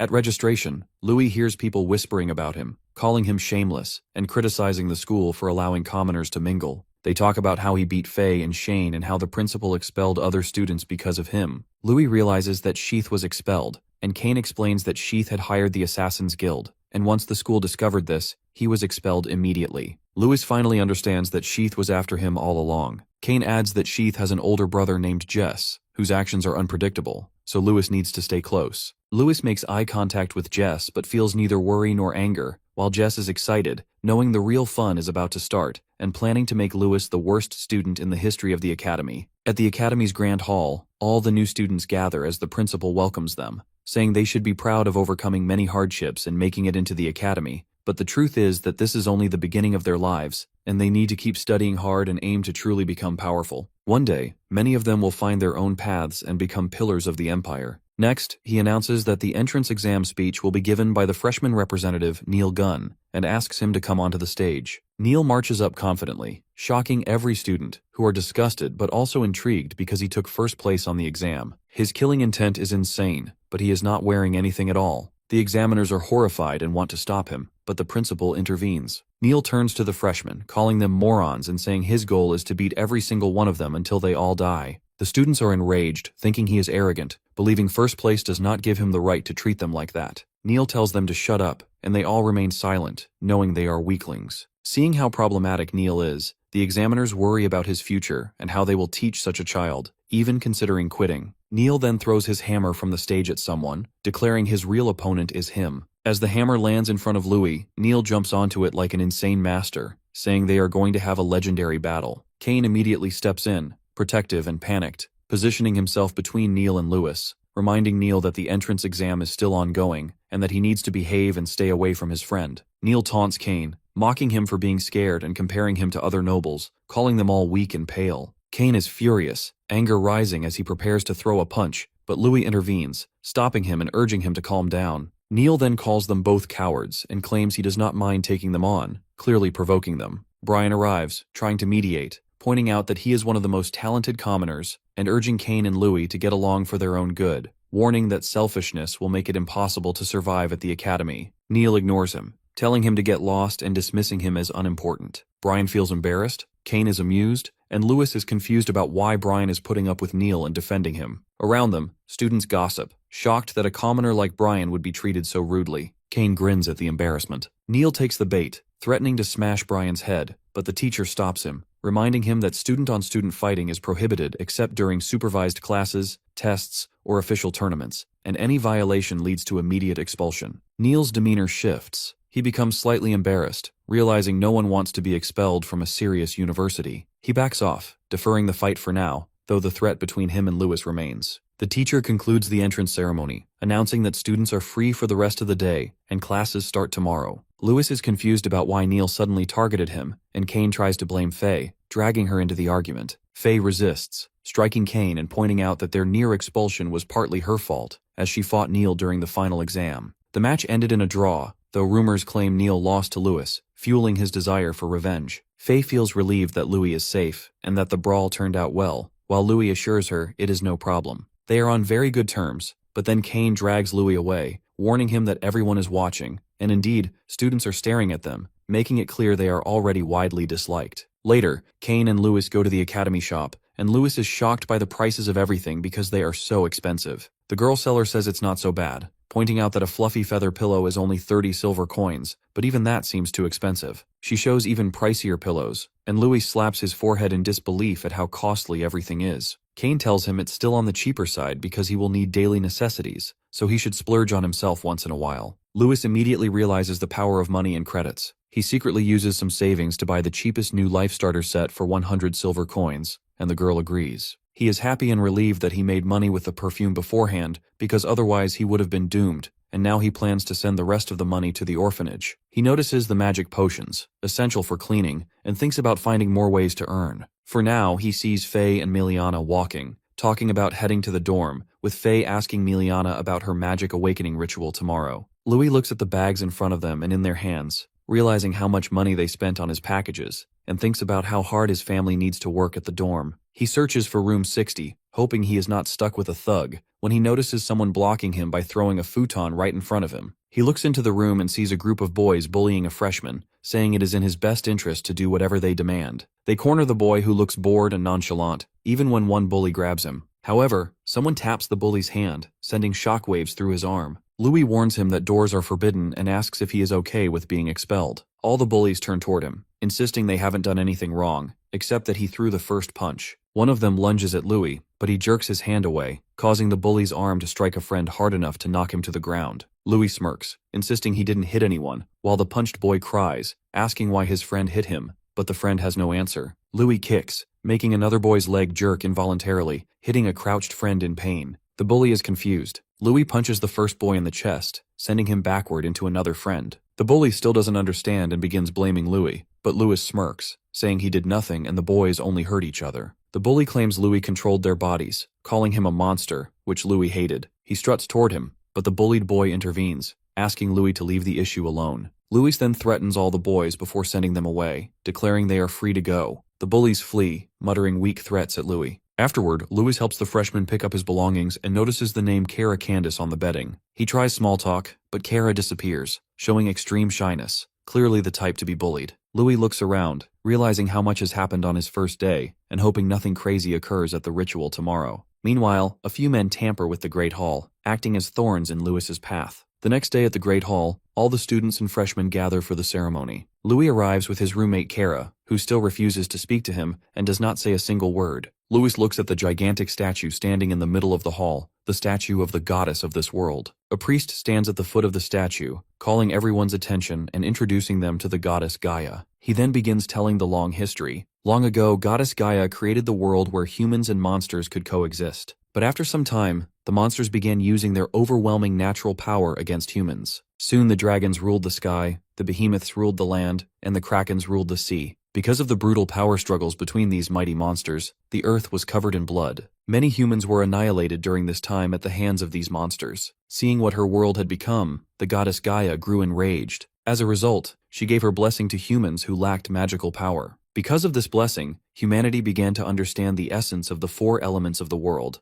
water, earth, wind, and fire. From that understanding, they created martial arts. After many years and centuries of harsh battles, humans finally escaped annihilation and became the new rulers of the world. Now the students standing in the hall are the descendants of those great ancestors who received the blessing and awakened the true nature of the world, the power of magic. Louis listens carefully, but he notices there is still no mention of the first hero the principal talked about earlier. At the same time, Kara observes something about Louis, though he says nothing like always. Just then, the priest approaches them and points them toward their seats. The boys are confused, but they follow his direction. The priest explains that if they possess talent for magic, they will be able to sense the elements. But if they are weak and cannot sense anything, then the academy is no place for them. As he says this, the priest turns to Louis, and Louis feels a hint of tension coming from him. The priest dismisses everyone, announcing that the ritual will now begin and that all students should take their seats. Louis remains distracted by the strange look the priest gave him earlier, and wonders if he somehow offended him. The priest begins the ritual by once again announcing the four elements and instructs the students to sharpen their minds and reach out to whatever they can sense, explaining that the goddess will help them discover the element hidden within them. He performs magic, and the symbols of the four elements appear at the four corners of the hall, glowing brightly and releasing waves of energy that shine from the statues and nearly blind the students. Suddenly, a divine figure forms above them, an even larger image of the goddess Gaia. When the students look up, it feels as if they are floating in the universe, surrounded by magical and colorful orbs. The sight is breathtaking. One by one, the students are chosen by different elements. Some feel happy with their results, while others are disappointed. Suddenly, several students gasp for air when a powerful tornado forms around one of the freshmen. This means that two attributes have been awakened in a single person. When everyone looks closer, they are shocked to see that the student is the commoner Neil. They cannot believe how easily he draws the power of magic and begin wondering if he is truly a genius. Neil feels ecstatic after being chosen by two elements, fire and earth. He proudly boasts about his power and threatens the others, demanding that they obey him. After showing off his abilities, he looks back and notices that Louis is still sitting quietly in meditation. Neil thinks that someone who cannot even awaken an element should not be considered his rival, yet he secretly hopes that Louis will succeed. Everyone also looks at Louis, but to their surprise, there are no elemental energies gathered around him at all. They begin whispering because they had expected something unusual from him. Louis grows frustrated because he cannot sense anything. He wonders if it is because he is not originally from this world. It feels as if a thick black darkness surrounds him. Yet he knows that cannot be true because when he sparred with Cain before, he faintly sensed a strange power when Cain used magic. Now it feels as though his mind is being smothered, as if something cloudy is blocking his vision. Louis becomes angry and refuses to let this strange barrier break his will so easily. His determination surges, and the strength of his will releases energy that pushes the dark cloud away from him. When he opens his eyes again, he finally sees the colorful elements surrounding him. Meanwhile, the priest watching from afar cannot believe that the magic circle he placed there to sever Louis's mind from the outside has been broken. He wonders how Louis managed to do it. Louis reaches toward the water element, but it suddenly moves away from him. He can sense the elements but cannot touch them, which confuses him even more. He keeps trying to reach the water element and grows more frustrated with every attempt. This is another trap set by the priest. He secretly placed a confinement circle, a magical spell designed to block the flow between spirit and element. Along with magic forbidden ores, items that weaken the link between a person and the elements,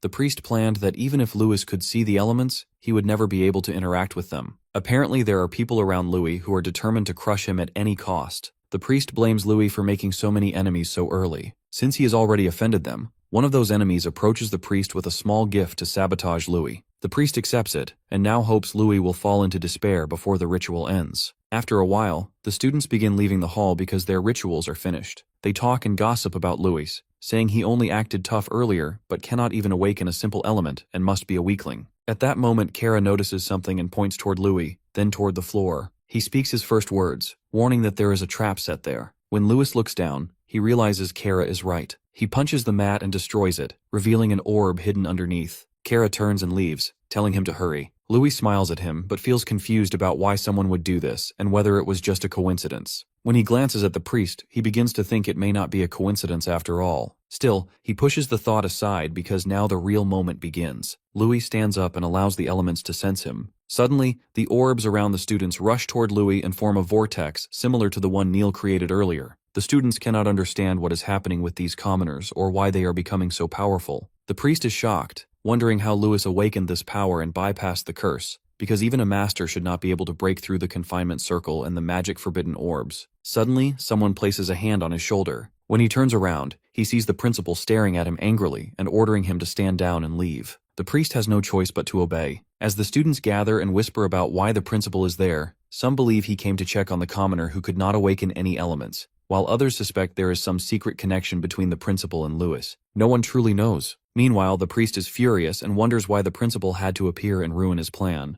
With no other option, he leaves the Great Hall. Outside, he finds Jess waiting. The priest informs him that their plan failed and warns that they should stay away from each other for a while. Jess agrees and says he will handle the rest himself. Although angry, Jess remains determined to crush Louis no matter what. Inside the hall, the principal quietly orders his confidant Kylie to keep an eye on the priest, because he cannot allow outsiders to cause trouble at the academy. Now that the obstacles are gone, the principal focuses his attention fully on Louis, who remains deep in meditation while awakening multiple elements. Louis appears lost in another world, and in truth he is, because inside his mind he is amazed by the countless elements surrounding him. A few days earlier at Cain's house they had discussed the nature of the elements. Cain explained that the elements are the foundations of the world created by the goddess. Louis had been confused because monsters can use magic from birth, so he asked why humans must awaken the elements first. Cain explained that monsters possess magical crystals inside their bodies. He even showed one to Louis and said that these crystals contain different elemental powers, giving monsters a natural affinity with magic from birth. Humans, however, must perform an awakening ritual. Only after being recognized by an element can they use magic, and they must manipulate the surrounding elements to cast spells. During the ritual, elements with good compatibility approach a person,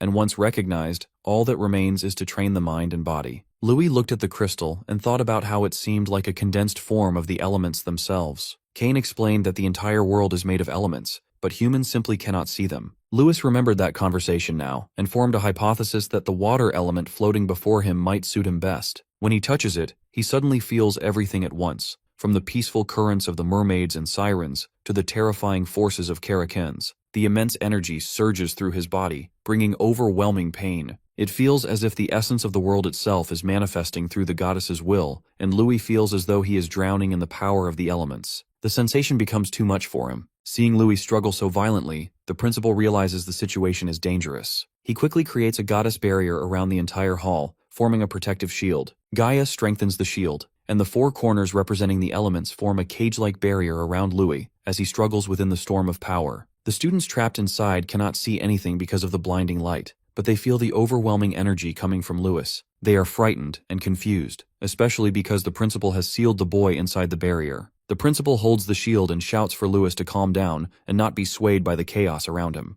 Louis hears the voice and quickly gathers himself. Within moments, the raging vortex begins to calm. He wipes a tear from his face and realizes it was a close call because he almost lost control of his mind. When he studies the elements more closely, he notices something familiar. They resemble the elementary particles from the world he once lived in. If they truly behave like particles, then manipulating their frequency could produce incredible results. As this thought forms, one of the particles bursts open, and the surrounding elements begin swirling around him again. The principal has never witnessed anything like it before. A massive rainbow-colored tornado rises before him. The students tremble at the sight of such terrifying power, and even the principal realizes that the event has far exceeded his expectations. Meanwhile, Lewis remains at the center of the vortex, studying the elements as if they are part of a scientific experiment. He begins to believe that humans could use magic just as easily as monsters if they learn to control these frequencies. The elements slowly flow into his bloodstream, and Louis thinks about how elementary particles are always moving. By synchronizing that movement with breathing and the flow of qi, the circulation of the elements inside the body becomes smoother. If this balance continues, he might even be able to form a magic crystal within himself and use higher-level magic techniques. Suddenly, the remaining elements rush toward his head and are absorbed into his brain. When Lewis opens his eyes again, they shine with a snowflake pattern. At the same time, sharp icicles begin forming around his body. They pierce through the barrier and explode across the Great Hall. Louis rises into the air as the elemental power surges through him. The students run in panic as the spreading ice freezes everything in its path. The principal looks at the frozen students and realizes that the situation is becoming serious. But first he needs to suppress the power. He takes a golden shield from his cloak and prays to the goddess to grant the academy the power of flames. He raises the shield into the sky, causing it to shine brightly, and then invokes a barrier of flames that spreads across the entire university. The flames reach Louis, and when they touch him, the ice forming around his body slowly begins to fade. A brilliant light bursts out from the Great Hall and spreads across the academy, visible even from distant areas. People across the campus notice the sudden glow and grow confused, wondering what is happening inside the Great Hall. Louis finally lands back on the floor, while the principal looks at him and wonders what element could create something that resembles ice. Meanwhile, Louis remains deep in meditation. Inside his mind, he observes the elemental particles resting in his hand, moving at incredible speed. Slowly, they begin to fuse together. Louis performs quick calculations in his mind and realizes that depending on the combinations of the four elements, entirely new reactions can occur, creating something different. At that moment, the wind and water elements inside him begin blending together. However, he has no idea what he should do with this discovery. Right now, it feels as if he needs guidance from someone. As the confusion grows, Louis realizes that he needs to wake up. When he finally opens his eyes, he sees the principal standing over him. He glances around and notices the protective flame shield surrounding them. The principal lowers his hand and removes the barrier, then calmly asks Louis if he understands what he has just done. Louis looks around at the students who are nearly frozen and begins to realize how serious the situation has become. Louis feels embarrassed and laughs nervously. He says he made a bit of a mess and that the principal saved him. The principal then turns to his confidant Kylie and says he will take Louis back to his office while she cleans up the situation. He asks Louis to follow him and says he can ask any questions he wants along the way. They return to the principal's office. The statue of Gaia there seems to stare at Louis sternly. The principal first congratulates him for awakening all the elements while Louis drinks a potion to calm his mind because he is exhausted. Louis agrees, and then shows the elements emerging from his hands. The principal is quite impressed. Handling elements so smoothly as a new apprentice is something extraordinary, and he can hardly believe Louis has only just awakened. His talent is truly surprising. The principal then gives him a book that will help him study magic and asks him to read it carefully for reference. He explains that he mainly uses earth and wind magic, so for fire and water, Louis should ask Faye and Miliana if he has questions. Since they both come from great families, they know many secrets and techniques. The principal then calls his apprentice Kylie into the room. When she enters, the magical snake transforms into an attractive woman. The principal introduces them to each other and explains that from now on, Kylie will be responsible for protecting Louis. After that, Kylie suggests they move somewhere else where they can talk more freely. She leads both of them to an abandoned building. Louis asks why they are in this place, and the principal explains that it is where he trains and meditates. He has reinforced the area with earth magic to make it durable and soundproof. Kylie then asks Louis to show her the elements. Louis demonstrates how he awakened the ice element by chance during his ritual. He explains that by accelerating the movement of two elements and blending them, a new element is born, and he has named it the ice element. The principal notes that he has never heard of mixing elements before. Kylie is astonished. As the principal said, she is drawn to the chilling effect and smiles. In the next moment, she lunges at Louis, asking to feel the ice element herself. She throws a flurry of punches, but Louis easily defends using his magic and even lands a punch that forces her to retreat. She realizes that the fusion of two elements is extraordinary. Turning to the principal, she asks if such a fusion has ever been done before. The principal explains that it has never been done. Since magic first appeared, many people have studied its power, and countless geniuses devoted their lives to mastering it, but no one succeeded in fusing elements. Most people control only a single attribute, and very few can manipulate multiple. Even the Empire's strongest saint, Lady Miriam, a once-in-a-century genius, could control 3 elements but failed when attempting to fuse 2. which drove her mind and body to the brink of insanity. Lewis realizes that normal humans cannot perform element fusion. The principal explains that humans must withstand the power of elements within body and mind. Accelerating elements, as Louis did, requires immense willpower to guide them and release them safely. Only by controlling multiple elements at once can they collide to form something new, but it can be lethal. Kylie realizes that Lewis's power might rival a saint, though he himself does not yet understand it. Kylie decides to give Louis a proper test and invokes her fire element, launching into another duel with him. They clash as Principal Smith explains how Lady Miriam once theorized that handling multiple elements simultaneously required a dragon-like body capable of withstanding elemental collisions, or the use of magic crystals, like monsters do. Lewis asks about the results of that research, and the principal replies that it was disastrous. Every experiment in the Empire failed, and the concept was eventually deemed forbidden and illegal. He never imagined that someone could break such a taboo, and witnessing it now surprises him deeply. Lewis realizes that by calculating multiple elements along separate pathways, he avoided them colliding inside him. Kylie warns him not to get too cocky, reminding him of the risks. Louis understands the stakes. It could bring trouble, as it did in his previous life, but he has no intention of losing control. Kylie tells him that if his secret were exposed, there would be no telling what might happen. The principal assigned her to protect him, but she dislikes unnecessary trouble, so she asks Louis to be careful. Lewis accepts and confirms that the ice element is an application of the water attribute he evoked. The principal asks what he means by application, and Lewis explains that his stronger-than-normal willpower allows him to manipulate water into ice under pressure. As he speaks, he asks Kylie to attack again. When she lunges, Louis simultaneously demonstrates using his water magic. Under extreme pressure, water transforms into ice. He forms an ice shield in front of him. Kylie is confused, and Principal Smith is astonished by the transformation. Louis names it the water element superionic ice form. Kylie asks how he turned ordinary water into ice that resists even her flames and radiates heat. Lewis explains that liquids change form under intense pressure, and he simply applied that using the knowledge in his mind. The principal turns to Louis, saying there is still so much unexplained in the world. He invites Louis to come see him anytime,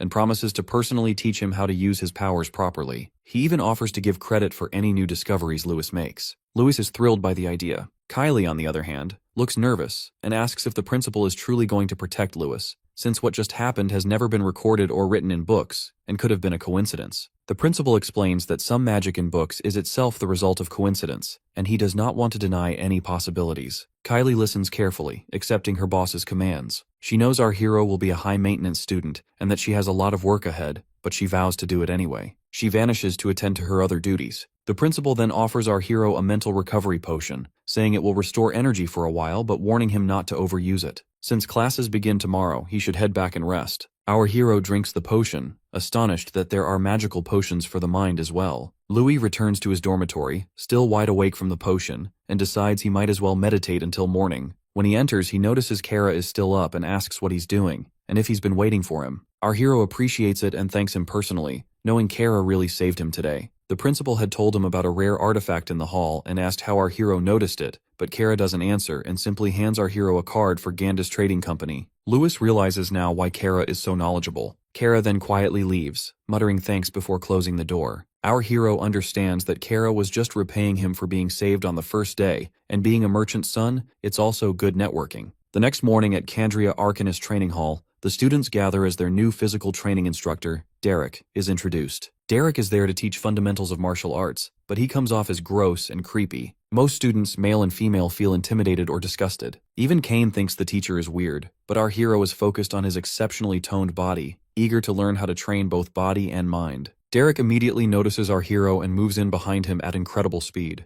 Louis senses him instantly, while Kane is intimidated. Derek leans close, complimenting our hero on his masterclass physique and expressing a desire to train him more. Our hero feels both disgusted and cautious. Then Derek turns to Kane, mocking his lack of muscles and calling him all blonde hair with no strength. Kane is annoyed, but Derek moves on. The class begins following academy tradition, with seniors demonstrating the training equipment. A few seniors, including Jess, enter, commenting on how unreliable the freshmen are and how even great families have become disgraceful. They walk in with pride, acting as if they own the hall. Kane and our hero are slightly annoyed as Derek asks them to demonstrate their strength. One senior steps up to the weighted pec deck, which trains both arms and chest, and lifts effortlessly. Each weight is enhanced with magic, and he handles 1 ton with ease. The students are shocked, realizing they could never manage that. Another senior spins at incredible speed, while yet another runs on a treadmill with 250-kilo weights strapped to both legs. Derek then tells the freshmen to try, warning them not to overdo it. The freshmen struggle with every exercise, clearly lacking athletic skill. The seniors mock them until they stop,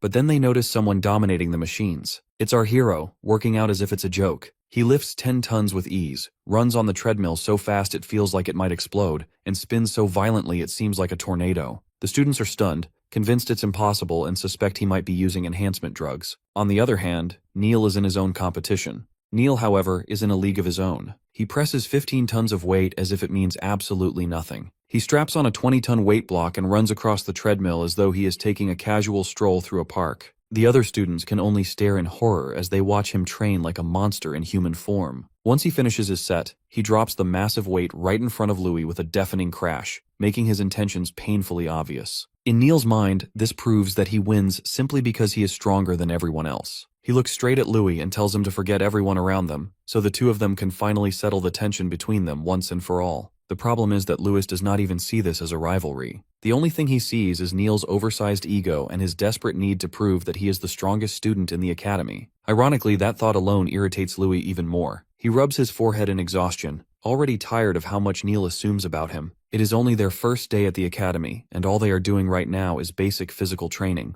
The purpose is simply to strengthen their bodies and build endurance. Nothing more than that. Louis tells Neil that showing off his strength in front of everyone is pointless and childish. Before the conversation can end, Jess suddenly takes offense to the comment, even though Louis is not even speaking to him. Jess immediately assumes the remark is directed at him, and his expression darkens with anger. He warns Louis not to become too arrogant just because he thinks he is slightly stronger than the others. According to Jess, physical strength means very little in the long run, because true power comes from attributes. That immediately catches Louis's attention, and he asks what exactly attributes are. Neil answers with complete confidence and proudly declares that he possesses dual attributes of fire and earth. The moment those words leave his mouth, Jess looks genuinely stunned. A commoner awakening with both fire and earth attributes is almost unheard of, and even he realizes how extraordinary that combination is. Neil then turns the question toward Louis and asks him what attribute he possesses. Louis calmly replies that he has a water attribute. The second Jess hears that answer, he bursts into laughter. Out of all possible attributes, Louis ends up with water. To Jess, it sounds completely pathetic. He mocks Louis openly and asks what someone with a water attribute is even supposed to do in a fight. Is he going to splash puddles at his enemies and hope they slip? Louis only looks at him in confusion, unable to understand why water is considered so laughable. That is when Miliana finally explains the situation to him. She tells Louis that water attribute martial arcane is considered extremely basic compared to the other elemental paths. Its most common offensive skill is Aqua Blade, a technique that leans far more toward defense and support than outright destruction. Because of that, people tend to look down on water users and see them as weaker than fighters who possess far more aggressive and destructive attributes. Louis falls silent for a moment as he processes everything he has just heard.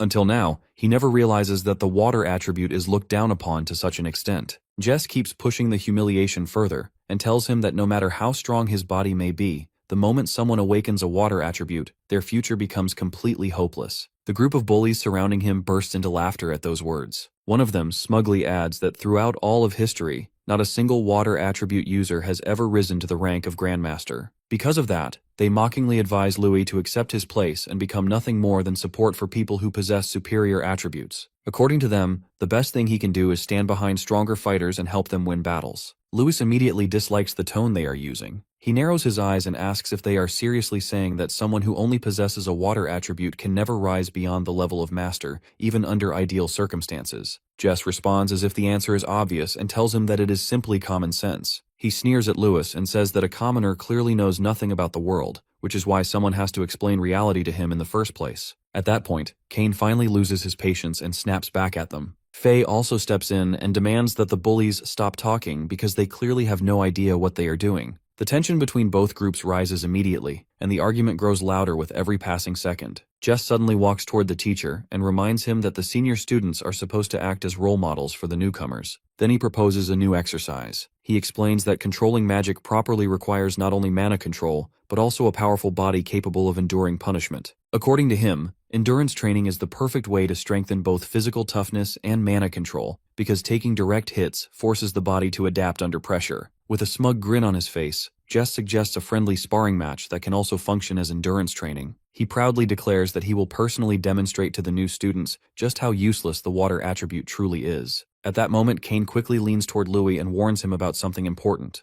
He reveals that Jess is actually the older brother of the student Louis humiliates earlier. He also explains that water attributes are notoriously weak when it comes to reinforcing and protecting the body. In other words, Jess is clearly planning to beat Louis half to death in front of everyone. Even after hearing the warning, Louis barely pays attention to Kane's concern. Instead, he turns toward the teacher and calmly states that he believes there is no such thing as a superior or inferior attribute. The teacher immediately interprets those words as Louis accepting the challenge, and Louis confirms it without hesitation. He declares that he will fight the seniors himself and prove that their beliefs are wrong. Meanwhile, the senior students eagerly wait for the fight to begin. Kane tries one last time to convince Louis to reconsider, but Louis simply tells him that everything will be fine. The teacher then announces the rules for the match. He states that magic can only be used inside the central arena, and says that he expects everyone to rely on the strength of the bodies they have worked so hard to build. He also makes it clear that dodging attacks during the exchange is strictly forbidden. Every participant must stand their ground and endure the blows they receive. As Jess and Louis prepare themselves, a sudden explosion of flames erupts nearby. Neil bursts forward surrounded by fire while laughing like a complete maniac. He shouts that his moment has finally arrived and declares that now he can finally enjoy a proper fight. The senior students immediately grow irritated by his interruption. One of them steps forward with an angry expression and announces that he will personally teach Neil how to speak to his seniors with respect. The senior activates his earth attribute and forms thick armor around his body before charging forward at terrifying speed. His attack looks vicious enough to kill someone outright. However, before he can even reach his target, a fist slams directly into his face with monstrous force. The impact completely shatters his defense and sends him flying across the arena. Everyone stares in shock as Neil casually steps forward after delivering the blow. Jess and the other seniors stand frozen in disbelief. The student who gets punched can hardly understand what just happened. His earth armor is famous for being one of the toughest defensive abilities available, yet Neil destroys it with a single strike. Furious and humiliated, Jess immediately orders the rest of the seniors to attack Neil together and bring him down by force. The senior students rush toward Neil all at once, but Neil looks thrilled instead of worried. He tears off his shirt dramatically and reveals his perfectly sculpted body as if he is showing off before a crowd. Then he grins wildly and charges straight into battle. The attacks thrown at him barely seem to affect him at all. While the blows feel harmless to Neil, every strike he delivers back is devastating. He grabs one senior and hurls him away with enough force to crash into several others behind him. For a brief moment, Neil's back is left completely exposed. One of the Earth Attribute seniors sees the opening and rushes forward, convinced that he has finally found Neil's weak spot. He attacks with everything he has, but the instant his strike lands, his confidence disappears. Instead of injuring Neil, he ends up shattering his own armor. A split second later, once the adrenaline fades, unbearable pain surges through his body and he lets out a shriek that echoes through the arena. The horrified senior finally realizes what happened. Neil concentrates his mana into a single point on his body to strengthen it to an absurd degree. The senior cannot comprehend how a first-year student possesses such terrifying control over mana already. Before he can recover, Neil kicks him violently across the arena and sends him crashing into a wall. The teacher watches the entire scene with complete boredom on his face. In a calm voice, he reminds everyone that even if they become powerful fighters, they should never neglect the fundamentals unless they want to end up exactly like the defeated senior lying on the ground. Louis watches the carnage with growing fear. Even he has to admit that Neil is delivering a horrifying beating. He quietly asks Kane if he thinks Neil has gone too far. Before Kane can answer, another attack suddenly comes from behind them. Kane notices the danger instantly, just as Faye and Louis spot another senior approaching from the front. Without hesitation, both Kane and Faye step forward to protect Louis. At the same time, they also want to prove to the seniors that the freshmen are not weak prey, waiting to be crushed. As Louis stands between his two friends, he slowly lifts his eyes toward Jess. Their gazes lock onto each other across the arena. Louis then speaks calmly and tells him that it is finally time for their main event. Jess mocks Louis and tells him that he thinks far too highly of himself if he truly believes he is the main event. He calls him arrogant, ignorant, and completely unaware of his place. Jess proudly declares that he is the heir of the Harry family, a noble house with prestige and influence. Under the banner of his family name, he claims that he will personally teach a low-born nobody like Louis what true noble dignity and pride look like. To Jess, honor and manners are things that only nobles can truly possess. The moment he finishes speaking, Jess launches himself high into the air and dives toward Louis with incredible speed. He unleashes gale penetration and aims directly for Louis with deadly force. However, just as the attack is about to connect, Louis instantly creates an ice shield above himself. Jess is completely stunned by what happens next. Not only is the shield strong enough to block his attack without cracking,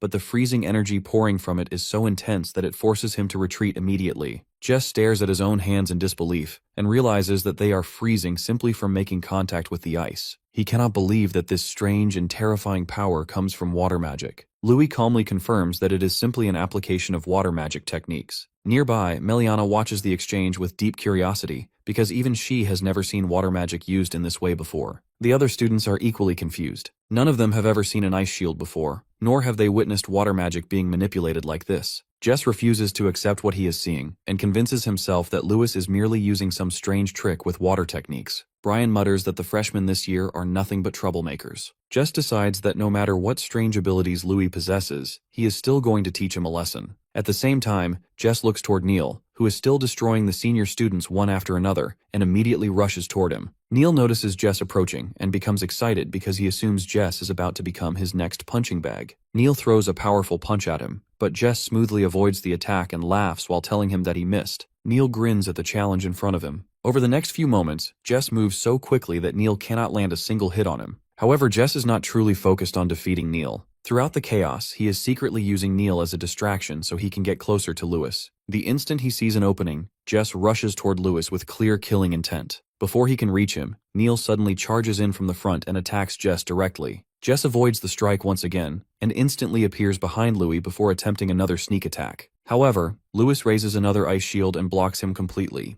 Louis mocks Jess and tells him that all he ever talks about is honor and pride, yet all he does is rely on sneak attacks from behind. According to Louis, noble ideals are worthless in front of him. Jess immediately fires back and says that as a noble, he simply makes the decisions necessary to secure victory. To him, winning is his destiny. Even while they continue fighting, both Jess and Louis exchange sharp and playful banter during the battle. Neil grows increasingly irritated as he watches them. He suddenly jumps into the middle of their fight and attacks again. Louis narrowly dodges the blow and looks confused because Neil is supposed to be fighting on his side. On top of that, being forced into a 2-against-1 battle is beginning to irritate him. Jess suddenly believes he finally has an advantage now that Louis is distracted. He lunges toward him for another attack, but at the last possible second, Neil catches up to him and violently shoves him away. Jess becomes furious at Neil's reckless and maniacal behavior as he is sent flying backward. Neil shouts at him and says that he needs to stop underestimating him, and realize that teaming up is the smartest strategy. Now that Jess is out of the way, Neil turns toward Louis with excitement burning in his eyes. He tells him that now that the annoying noble is gone, it is finally time for the two of them to fight face to face. The teacher watches both of them carefully and realizes that they are using combat styles focused on speed, precision, and close-range movement. In his eyes, both of them are genuine battle geniuses. At this rate, they might even surpass William himself. Louis continues dodging Neil's relentless attacks until he suddenly grabs Neil's arm and punches directly toward his throat,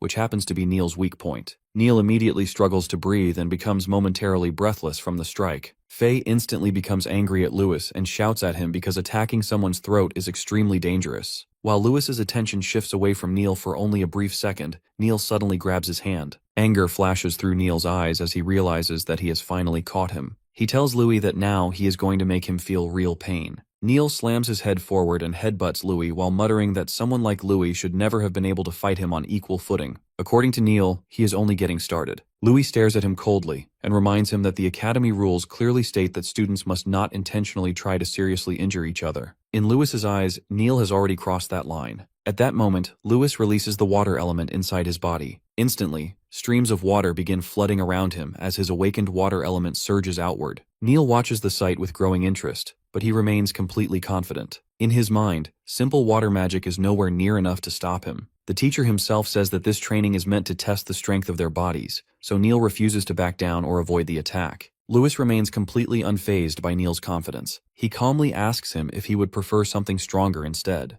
The instant those words leave his mouth, the water around them transforms into ice and freezes around Neil's body. Neil immediately realizes that the pain tearing through him is unbearable. He quickly releases his fire element and desperately melts the ice trapping him. When he finally breaks free, he looks even more insane than before. A wild grin spreads across his face as he declares that fighting Louis is making him stronger. Because of that, he insists that their battle must continue. One night, when Neil is still just a child, he kneels beside a river and drinks water while trying to understand the strange pain constantly burning through his body. As he sits there alone in the darkness, he suddenly notices a pack of wolves slowly approaching him. Fear immediately grips him. Before he can react properly, the wolves lunge at him and begin tearing into his body. Neil desperately tries to defend himself, but one of the wolves sinks its teeth into his arm while another bites deeply into his leg. Even as a child, however, Neil possesses frightening strength. Through sheer force, he pries open one wolf's jaws and rips his trapped arm free. Rage explodes inside him. The pain flooding through his body drives him into a frenzy, and in that moment, he tears the wolves apart with his bare hands. That night changes him forever. As the bloodied bodies of the wolves lie scattered around him, Neil comes to a realization. Pain proves that a person is truly alive. Strength is what allows people to survive. The more pain he endures, the stronger he becomes. Only the strong survive in this world, and that small child manages to slaughter every murderous wolf that attacks him. That is why Neil constantly seeks pain. To him, pain is what defines his existence and shapes who he is. Back in the present, Neil casually rushes toward Louis again. As he charges forward, he tells Louis that the two of them are the same. In his eyes, they are both monsters chasing after greater power. Louis immediately responds by using his martial arts technique. Focusing both his mind and strength into a single movement, he drives a powerful kick directly into Neil's face. The strike lands perfectly, but instead of being shaken by it, Neil actually enjoys the pain. That reaction only frustrates Louis further. He attacks again and again without stopping, landing blow after blow against Neil while Neil continues grinning through the punishment and appreciating every hit he receives. Faye and Kane watch the fight in complete confusion. At this rate, Louis might actually kill Neil. What terrifies them even more is that Neil seems to grow wilder and more dangerous with every second that passes. Realizing how out of control the situation is becoming, both of them decide that they need to stop Louis before things become even worse. Neil refuses to back down and shouts that the fight is not over yet. He lunges toward Louis again, but Louis quickly dodges the attack. At the same time, Louis struggles internally as he tries to figure out how to stop this complete maniac without violating the Academy rules. He wonders if freezing Neil in place might finally be enough to restrain him. Louis tells Neil to calm down before driving a punch into his stomach. Immediately after that, he uses Ice Tempest and freezes Neil against the wall. However, Neil once again releases his fire attribute and melts through the ice, trapping him. Watching all of this unfold, the teacher finally begins to look genuinely interested.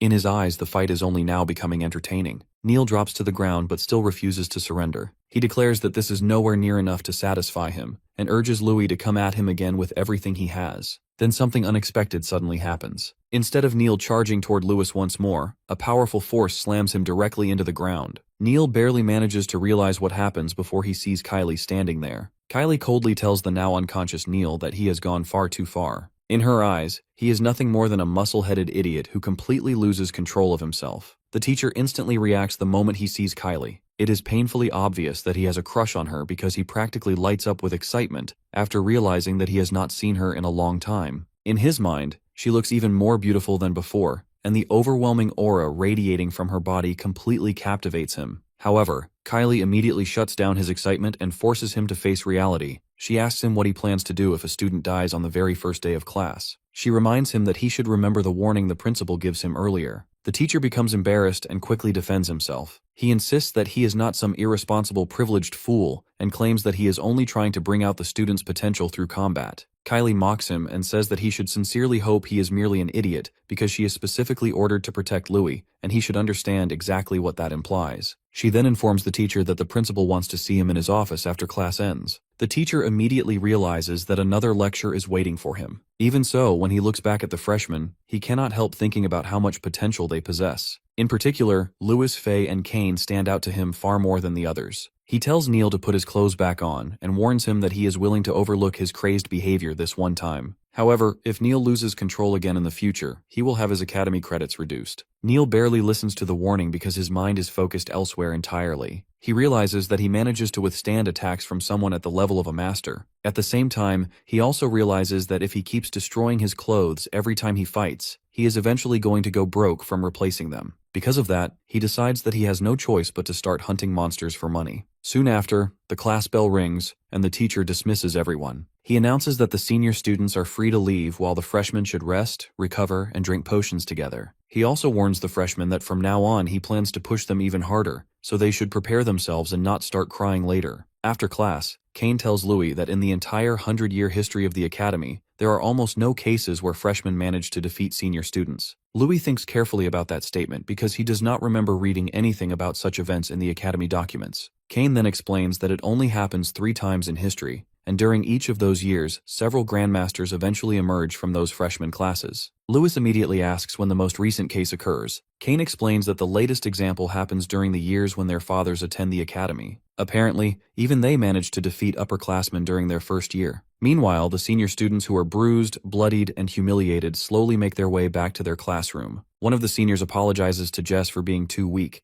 but he also admits that Louis and Neil are simply far too strong. He quietly suggests that maybe they should deal with those two from the shadows instead. Jess immediately rejects that idea. He wants to defeat them openly and stand above everyone else as the strongest because he believes that position rightfully belongs to him. He tells his companion not to rush because there will be plenty of chances to take revenge later. In Jess's eyes, no matter how talented or powerful Louis and Neil become, they are still merely citizens of the Empire. Nobles are the ones who truly control the fate of the Empire. Later, Faye speaks with Miliana and asks what she thinks about Louis' techniques. She points out that his talent with water magic is unbelievable. Faye also suggests that if Miliana stays close to Louis and trains alongside him, she might grow stronger as well. Miliana quietly thinks about Louis and the overwhelming power behind his water magic. Deep down, she feels that she could never replicate what he does. Even if she trains beside him, her own water attribute techniques feel completely inadequate. Before Louis appears, no one ever manages to use water magic in such strange and powerful ways. Because of that, Miliana realizes that she desperately needs to create more water attribute attack techniques that are easier for her to use. Faye asks her if she is really pushing herself this hard at only 16 years old. Miliana quietly replies that she has to do it for the sake of her family because she wants to make them proud. Faye already knows that this is exactly the answer Miliana is going to give. After hearing it, she calls Louis over and tells him that Miliana wants to speak with him. The moment she says that, everyone nearby immediately turns toward Miliana. Under all their stares, she begins to grow nervous. Most of the students instantly assume that Miliana is about to confess her feelings to Louis in front of everyone,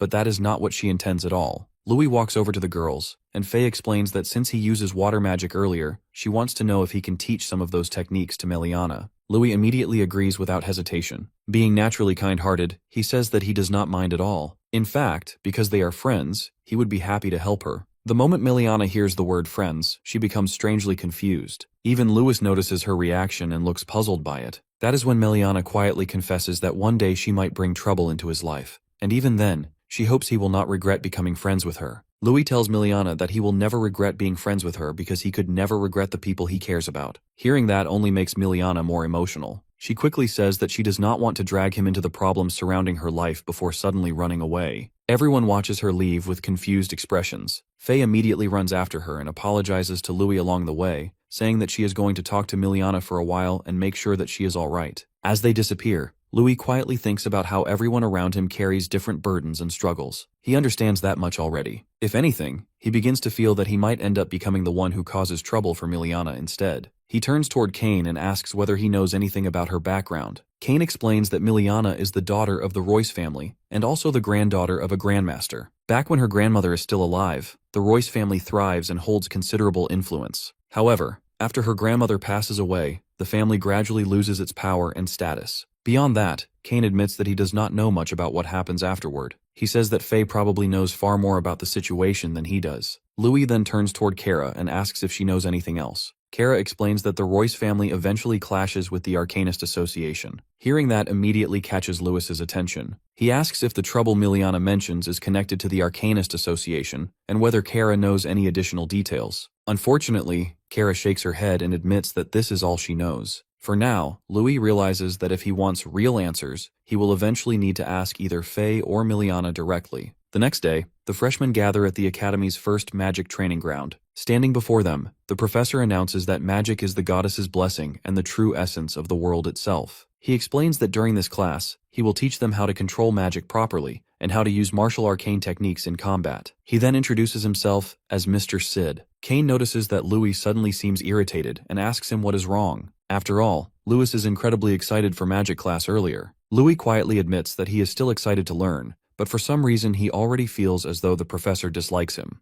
Almost immediately after those words leave his mouth, Mr. Sid appears directly in front of Louis. He coldly tells him that students should not chat while the teacher is speaking. He openly states that he hates rude and idiotic people in his classroom. Without hesitation, he announces that 1 credit will be deducted from Louis' account. Mr. Sid continues insulting him and says that unlike certain muscle-brained idiots, students are expected to follow the academy rules properly. According to him, if Louis keeps breaking regulations, he will eventually end up with 0 credits remaining.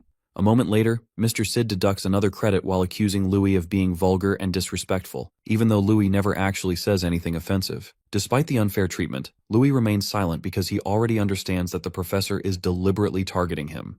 As Mr. Sid walks away, he tells Louis that he should learn proper noble etiquette and culture if he truly wants to behave like a respectable student. Then Mr. Sid raises his finger, and suddenly a gigantic sand knight erupts from the ground through the use of magic art. Both Kane and Louis stare at the enormous construct in amazement. Mr. Sid explains that in real combat, martial arcane requires mastery over both martial arts and magic. If someone wishes to become a true apprentice, they must first learn how to manifest mana into the shape of a weapon. Once they master that skill, they can eventually cover their entire body with arcane armor. As he speaks, Mr. Sid demonstrates the technique by forming a sword from mana in his right hand. He explains that after mastering those fundamentals, a person can finally become a true fighter. In order to control mana through the body, one must connect their thoughts to their movements and guide mana through precise physical actions. To demonstrate further, Mr. Sid flips the sword in his hand before slashing toward the giant sand knight. The attack slices the construct completely in half and leaves the students stunned by the destructive power of martial arcane. Afterward, he tells the students that later they will all attempt to attack stone statues in the same way. The student who causes the greatest amount of damage will receive 5 extra credits. Before that begins, however, he plans to teach them how to attack properly with magic. Mr. Sid orders everyone to divide themselves into groups based on their attributes. Since Neil possesses dual attributes, he does not need to join a group. Meanwhile, the students with water attributes are instructed to move aside, practice arcane armor, and assist with warm-up exercises instead. The different groups begin separating from one another. Kane, Miliana, Faye, and Louis all head toward their specific attribute section. Almost immediately, several students from the other groups begin mocking Miliana. They laugh at her and sarcastically refer to water users as famous human punching bags. Miliana feels deeply embarrassed because once again she is forced into a support role in the corner, while the other students receive opportunities to attack the statues directly. The frustration inside her continues growing stronger. At this rate, she feels there is no possible way she will ever become a grandmaster. In the middle of her stress and frustration,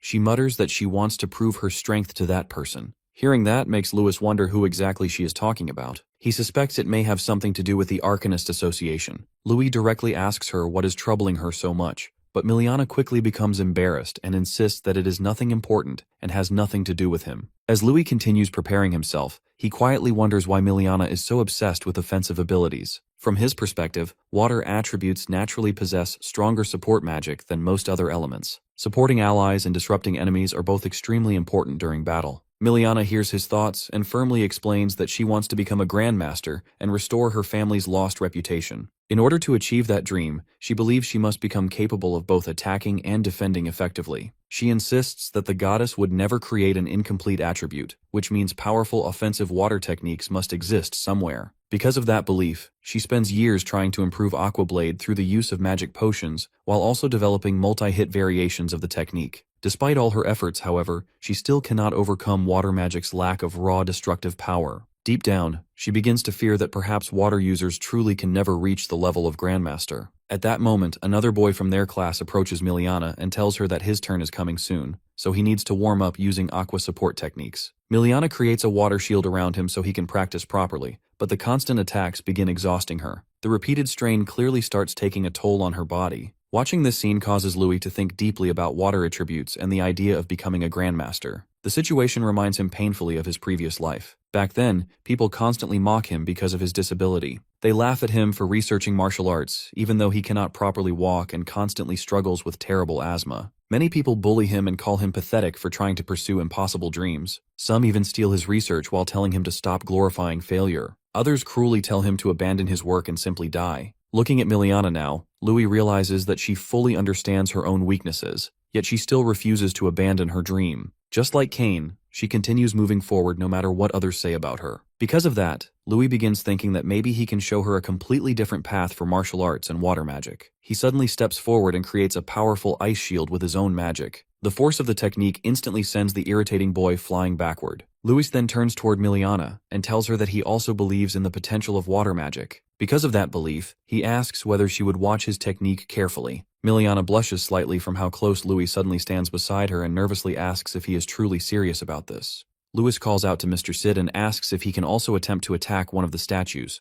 Already irritated by Louis's existence, Mr. Sid warns him that if he fails to damage the statue, even more credits will be deducted from his account. He sarcastically asks whether Louis truly plans to waste his precious ice magic on something that is sturdy and tells him that he should focus on basic mana control instead. Louis calmly replies that he actually discovers a better method for increasing the offensive power of water attributes. The moment everyone hears that claim, laughter immediately spreads through the training ground. The idea sounds absurd to them. Even Miliana nervously points out that the statues are special artifacts created from rare magical materials and reinforced heavily with earth magic. According to her, ordinary water spells cannot even scratch them. She worries that Louis might lose even more credits if he fails. Louis simply reassures her and says that everything is fine because he already has a plan. He calmly walks toward the giant knight statue and scoops sand into his hand. As he stares at it, he remembers an old saying from his previous world that soft things can eventually overcome hard things. If he combines high-pressure water with sand and fires it at extreme speed, the result can become powerful enough to cut through almost anything. With that thought in mind, Louis immediately puts the idea into action. Moments later, the massive knight statue is sliced apart into countless pieces.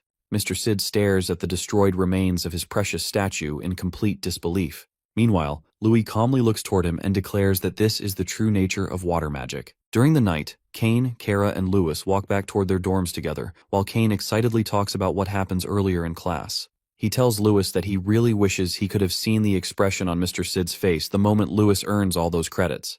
According to Kane, it is an absolute masterpiece. Mr. Sid looks completely miserable, almost like he is suffering through a nightmare. The instant he witnesses Louis using a clean and powerful water attribute attack, his face turns pale as if he has just eaten rotten bread. After that, he practically bolts out of the room the second class ends. Louis casually replies that at the time he is so focused on experimenting with water magic that he never even bothers paying attention to the teacher's reaction because, to him, the man's expression is simply not worth looking at. Kane quickly changes the subject back to water magic and mentions that they should seriously consider Faye's suggestion. He explains that Miliana is already working extremely hard to create a new path for herself. She is even spending money on expensive mental recovery potions to keep training. He also hears that she plans to rent private training rooms during her free time so she can continue practicing alone. Kane points out that joining forces with her might actually benefit Louis as well. Kara suddenly joins the conversation and explains that renting a training room costs around 30 silver coins, while mental recovery potions can cost nearly 300 gold coins. Hearing those numbers completely shocks Louis. The prices are far higher than he expects. After thinking for a moment, he turns toward Kara and asks him for a favor related to the upcoming training mission they are supposed to participate in within the next few days. The three of them continue discussing what might happen during the mission while making their way back to the dormitories. The following day, the teacher gathers the entire class together outside on the academy grounds. He gives them a speech about how their bodies are already becoming stronger and more refined with every passing day. Watching their progress apparently fills him with pride and satisfaction. Because of that, he announces that they are finally ready to begin participating in the Academy's official training missions. According to him,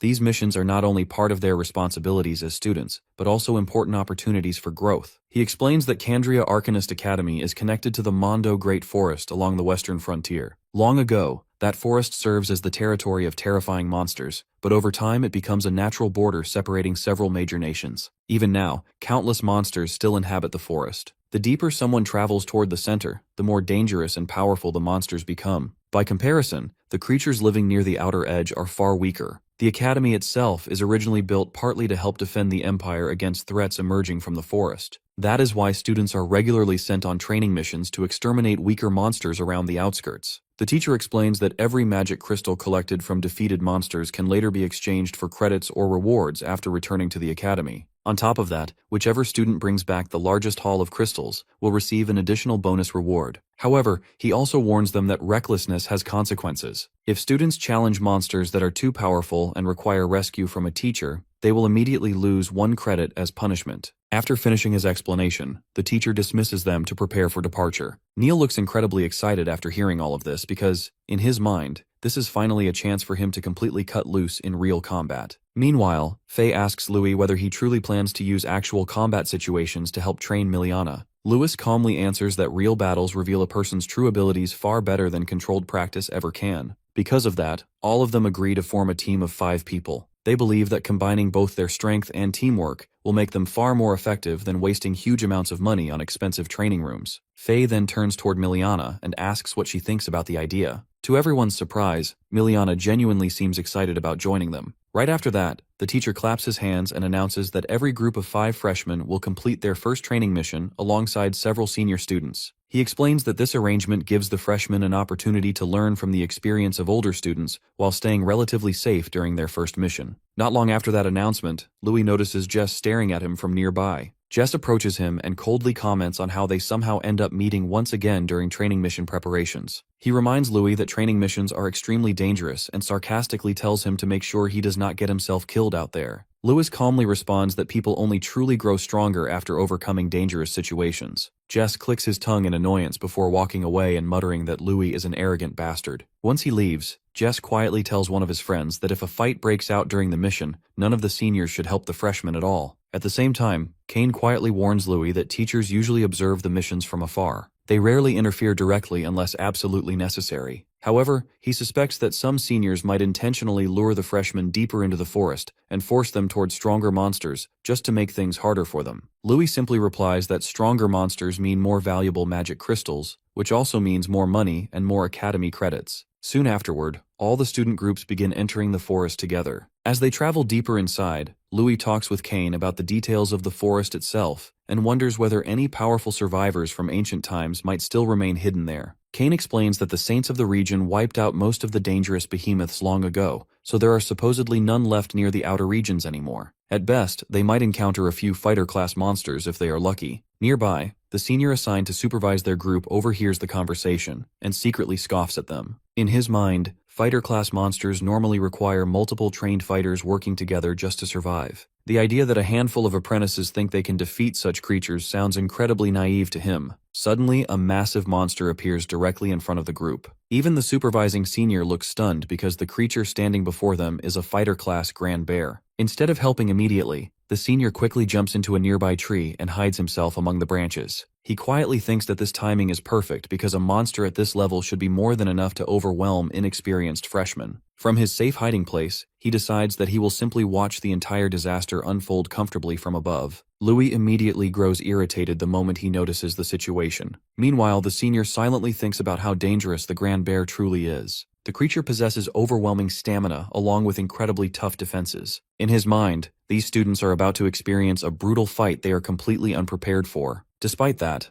Louis immediately orders everyone in his group to take combat positions. The moment the bear releases a deafening roar, all 5 members prepare their weapons and attack together. Faye strikes first with her spear while Kane attacks from behind using his newly developed martial arts technique. However, the moment his attack lands, Kane realizes that the monster's body feels as hard as solid stone. When the bear retaliates, Kane barely manages to defend himself from the counterattack. Right after that, Faye charges in again while Kara attacks from another angle. Watching all of them fight together fills Louis with satisfaction because he is happy to see everyone actively working together in real combat. However, the constant attacks soon attract the Grand Bear's attention toward Louis and Miliana. In response, Miliana quickly uses her water magic to restrain the bear's movements. Then, combining her control over water with a martial arts movement, she throws the massive creature through the air almost like a bowling ball. Louis stares in surprise because he has never seen that technique before. Faye immediately explains that the move is actually Miliana's original creation, a technique that combines water magic with jujitsu principles. Hearing that genuinely impresses Louis because he is glad to see her creating unique techniques of her own. Not wanting to fall behind Miliana, Louis rushes toward the bear himself because he also wants to demonstrate his own strength. He delivers a brutal kick directly into the creature's chest near its heart and sends the giant beast flying backward. Immediately afterward, he forms a compressed sphere of water and launches it toward the bear. The attack explodes violently upon impact before the monster crashes onto the ground. Miliana stares in shock after witnessing the damage Louis inflicts. Even students with stronger elemental attributes barely manage to scratch the grand bear, yet Louis severely injures it using water magic alone. Louis calmly explains that everything comes down to scientific principles. When water becomes superheated, compressed, and detonated under pressure, it creates steam powerful enough to burn targets internally and disrupt their breathing. Even if an enemy possesses tough skin or strong defenses, internal damage is far harder to resist. Miliana absorbs every word he says as though she is receiving an important life lesson. Deep inside, she begins wondering whether she can apply those ideas to her own techniques as well. Afterward, Louis suddenly hands her a special magic ring created by the Candace Trading Company, something he earlier requests through Kara's help. With the ring, Miliana can temporarily use earth, fire, and wind magic alongside her natural water attribute, just like Louis does himself. Louis actually gets the idea after noticing how many different rings Mr. Sid wears during class. Seeing that inspires him to experiment with combining multiple attributes in the same way. Because of that inspiration, he specifically arranges for one of the rings to be made for Miliana as well. Miliana feels genuinely happy after receiving such a thoughtful gift. However, the moment she puts the ring on, a sudden fire attack hurtles directly toward her. Louis immediately shouts a warning for her safety. Thankfully, Miliana notices the incoming attack at the very last possible second and barely manages to avoid being killed by it. Even after surviving, she stares back in shock while thinking about the terrifying amount of power behind that attack. Everyone immediately turns toward the direction where it comes from. Hidden among the trees, the senior watching them cannot believe what he is seeing. A fighter-class Grand Bear completely vanishes under that overwhelming force as if its body never even exists in the first place. At the same time, Louis and the rest of his group suddenly sense something massive approaching them through the forest. The giant trees surrounding them begin shaking violently from the sheer weight and presence of the creatures moving through them.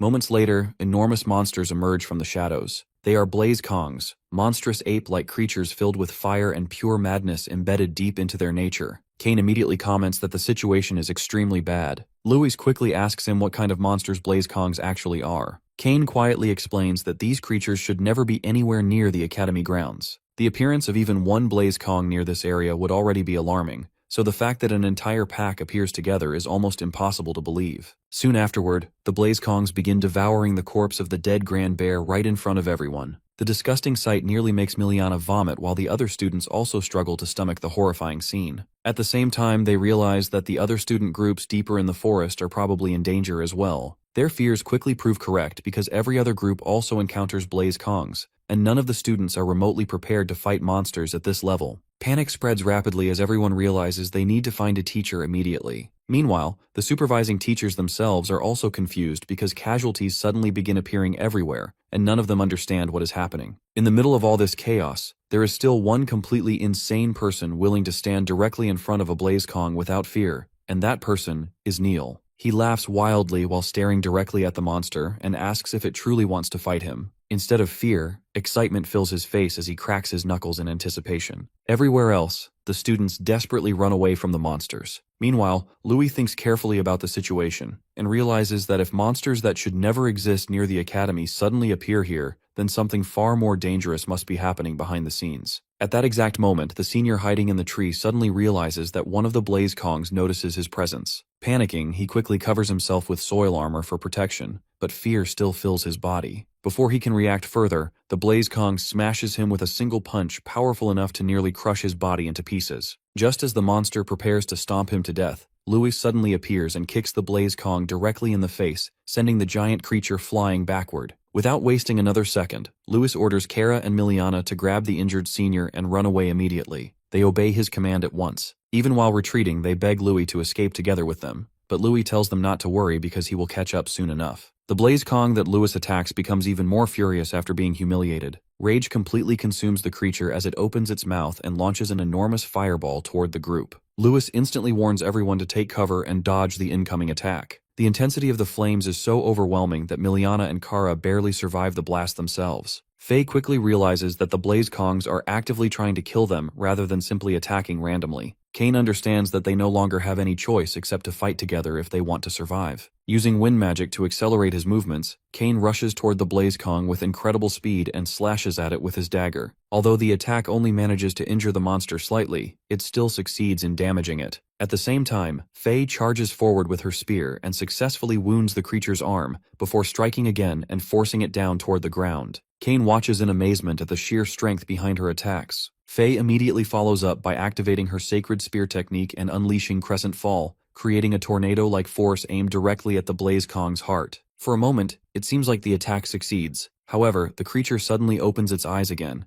and Faye realizes in horror that it uses crystal magic to reinforce itself. Refusing to stop, she attacks once more with her sacred spear and pierces directly through its body, triggering a violent eruption around them. Standing over the monster afterward, she feels a brief moment of pride in finally bringing it down. That moment disappears instantly when Kane screams at her not to lower her guard. The second Faye turns around, she sees the Blaze Kong standing directly above her despite everything she already does to it. The creature opens its mouth and unleashes another devastating stream of fire directly toward her. At the last possible second, Louis jumps in front of her and protects both of them with an ice shield. Immediately afterward, he creates massive ice lances erupting from the ground and traps the Blaze Kong in layers of freezing ice. For the first time in several moments, the group finally gets a brief second to breathe. Faye thanks Lewis while still struggling to understand how the Blaze Kong survives even after its heart is pierced. However, Lewis barely listens because his full attention remains fixed on the monster itself. He quickly realizes that the creature is preparing to unleash another fire breath attack. Without hesitation, he pulls Faye away once again, just as the Blaze Kong explodes out from the frozen ice lances surrounding it. To everyone's horror, the injuries previously inflicted by Kane and Faye begin healing almost instantly.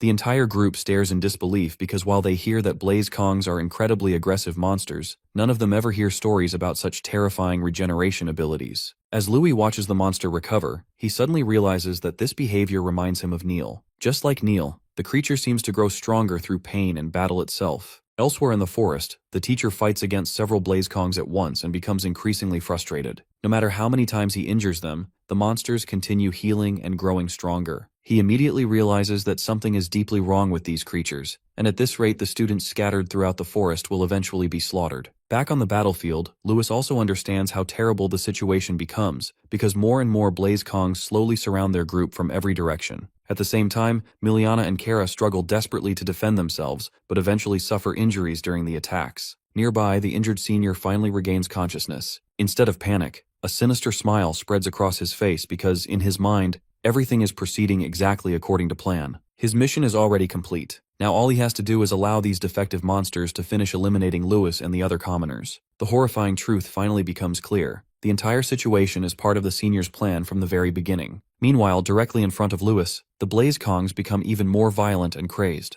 Kane watches in disbelief as the monsters begin using martial arcane armor techniques, just like trained fighters. The creatures attack again, while Lewis desperately blocks their assaults. During the chaos, he realizes something terrifying. The Blaze Kongs are specifically targeting him above everyone else. Suddenly, one of the apes creates an enormous fireball almost the size of a small sun and aims it directly toward Louis. At the same moment, all the other Blaze Kongs surrounding him create massive fireballs of their own. Faye and Kane immediately rush toward Louis while desperately trying to shield him from the incoming attacks. Then, in the next instant, a gigantic explosion erupts deep within the forest with enough force to resemble a massive nuclear blast. Watching the destruction unfold from afar, the senior smiles with complete satisfaction because he believes his mission is finally accomplished. However, Lewis is not someone who dies so easily. Right in the middle of the massive explosion, brilliant blue rays suddenly burst outward from within the flames themselves. Even the Blaze Kongs stop in confusion as they stare at the strange light emerging from the destruction. Moments later, a violent tornado erupts and completely overwhelms the sea of flames surrounding the area. Faye and Kane immediately recognize that blue energy,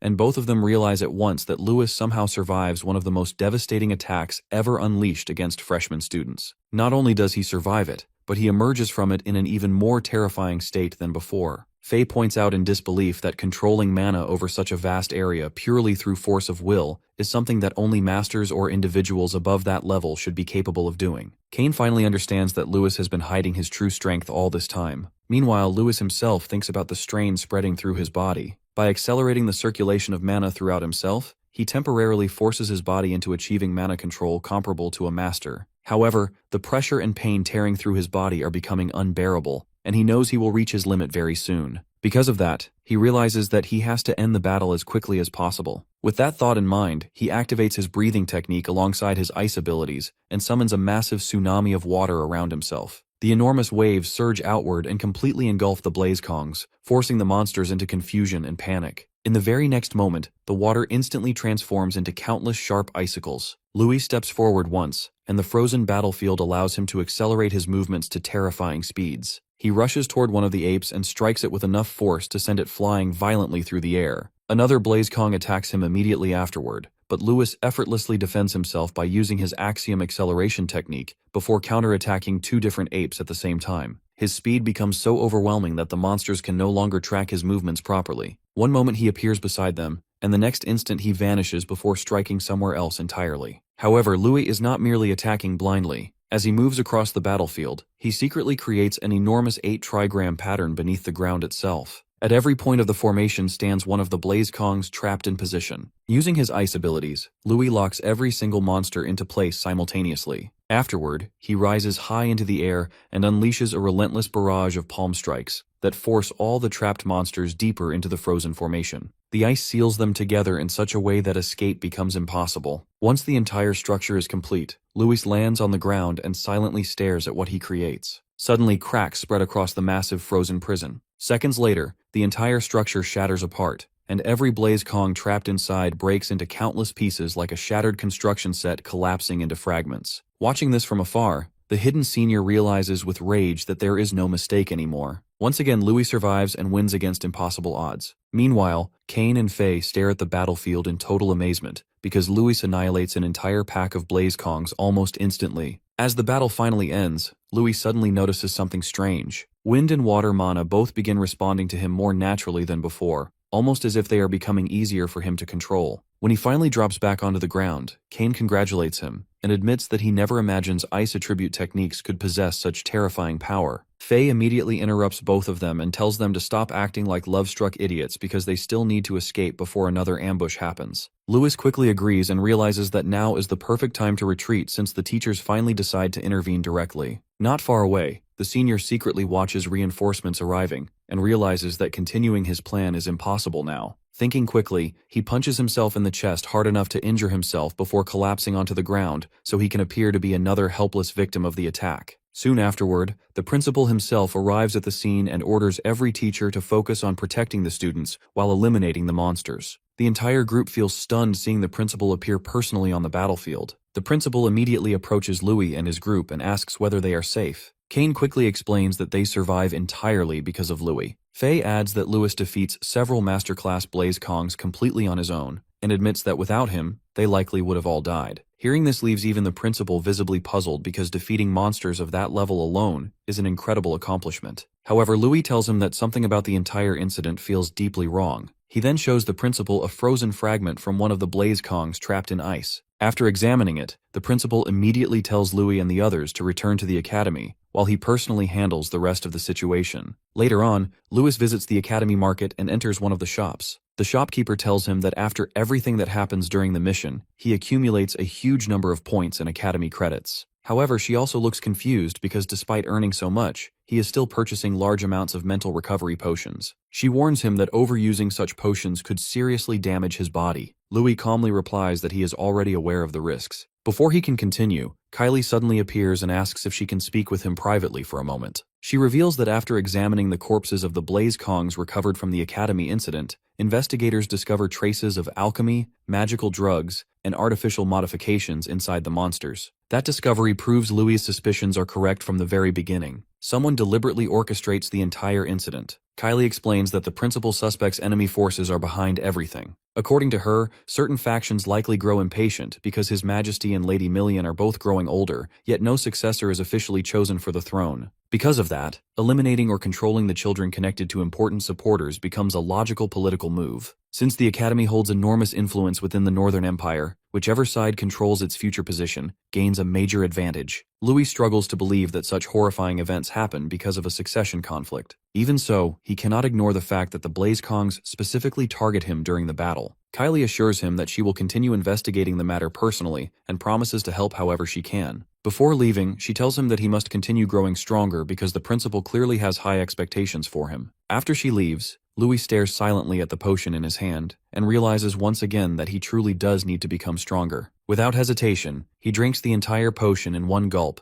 and quietly mutters to himself that this path is exactly what he always wants. Afterward, he begins thinking about his friends and the dangers now surrounding all of them. Elsewhere, the senior responsible for the attack reports directly to his father about the modified monsters. He explains that the experiment successfully confirms increased combat abilities within the designated range. However, the results still fall short of expectations because although many of the modified monsters destroy themselves after death, several corpses are still recovered by the Academy. If the principal fully uncovers the truth, they could face enormous trouble. Despite that concern, the mastermind behind the operation remains calm. He explains that the experimental subjects originally come from the Boughton Empire, so even if the principal learns something, there is little he can actually prove. More importantly, the man stares at a picture of Louis and wonders who the boy truly is. The senior admits that he already suspects Louis for quite some time. According to him, the terrifying presence surrounding Louis is impossible to mistake, and he believes the principal is likely helping conceal the boy's real identity. No matter what the truth is, they both agree that Louis is becoming a dangerous obstacle to their plans. The villain calmly burns the picture of Louis before ordering his son to deal with the problem immediately. The senior calls Louis a cursed child capable of bringing complete destruction,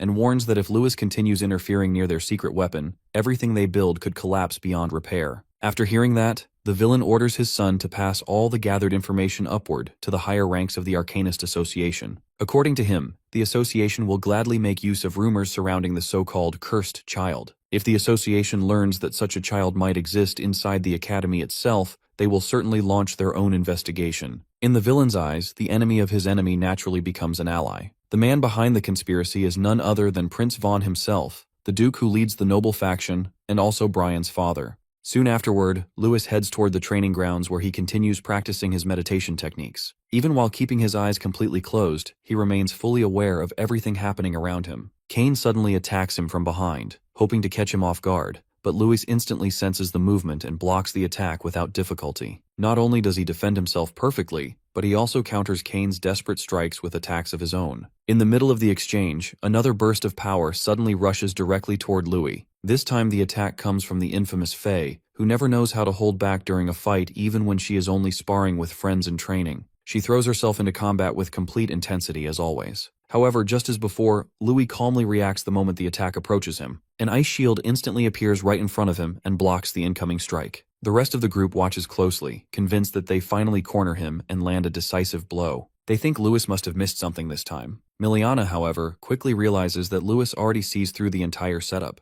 As it turns out, she is completely right. Moments later, Louis calmly steps out from the cloud of dust and begins complimenting his friends instead of criticizing them. He praises Kane for how much faster and sharper his movements become, and tells him that he truly masters the hit-and-run tactics they practice together. He then compliments Faye for improving the power behind her spear techniques by adapting them from her unarmed combat style. Most importantly, he praises Miliana for cleverly hiding Kara's item inside the mud as part of their strategy. Louis admits that he is genuinely happy seeing how much stronger and faster all of his friends become in such a short amount of time. He even tells them that if he does not notice the abnormality through his cold sensibility, then their coordinated attack could have seriously overwhelmed him in an instant. Kane still looks irritated despite the praise because, in his mind, it means that all of them working together still fail to truly reach Louis. He points out that Louis escapes the entire attack without even receiving a scratch, which only proves that none of them can still catch up to him. Meanwhile, Faye remains fascinated by Louis' strange ability to sense movements around him through what he calls cold sense. She admits that she never hears of any technique remotely similar to it before. Louis explains that the technique relies on the circulation of mind and mana together, and he tells her that he is still researching and refining it himself. Even so, he promises that once she understands the proper principles behind it, he will teach her how to use it in future training sessions.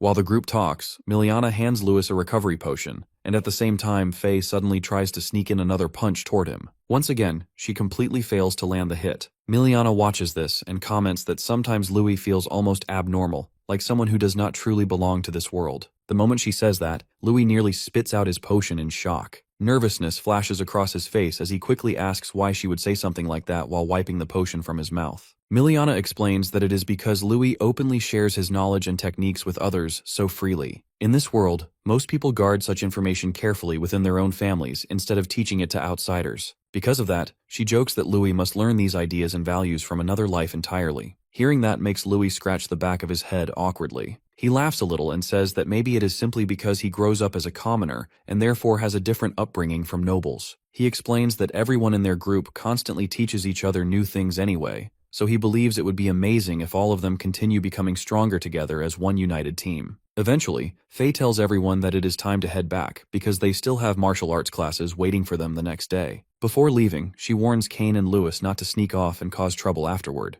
Kane immediately teases her in response, and before long the entire group begins leaving together while joking around with each other. However, Louis stays behind alone at the training grounds. He looks down at his bag and realizes that he is almost completely out of recovery potions once again, meaning he will need to exchange for more soon. Just as he prepares to drink another potion, Kylie suddenly appears and stops him. She immediately asks why he is trying to take another one after already drinking a mental recovery potion just yesterday. She reminds him that she already warns him before that constantly chugging those potions will eventually turn his brain into mush. Hearing her words makes Louis think deeply about everything weighing on his shoulders. He remembers his promise to his mother that he will become a grandmaster one day, so he can gain ownership of the orphanage away from the association and use that power to protect everyone important to him. Now that he realizes powerful enemies are beginning to target him directly, he becomes even more convinced that he absolutely must grow stronger no matter what. He quietly insists that he is careful enough not to overdo things and says that he will be fine. In his mind, these potions allow him to double the amount of training he can endure, and unlike others, he does not have the luxury of taking things slowly. Kylie looks at him seriously and asks whether he is truly certain about that.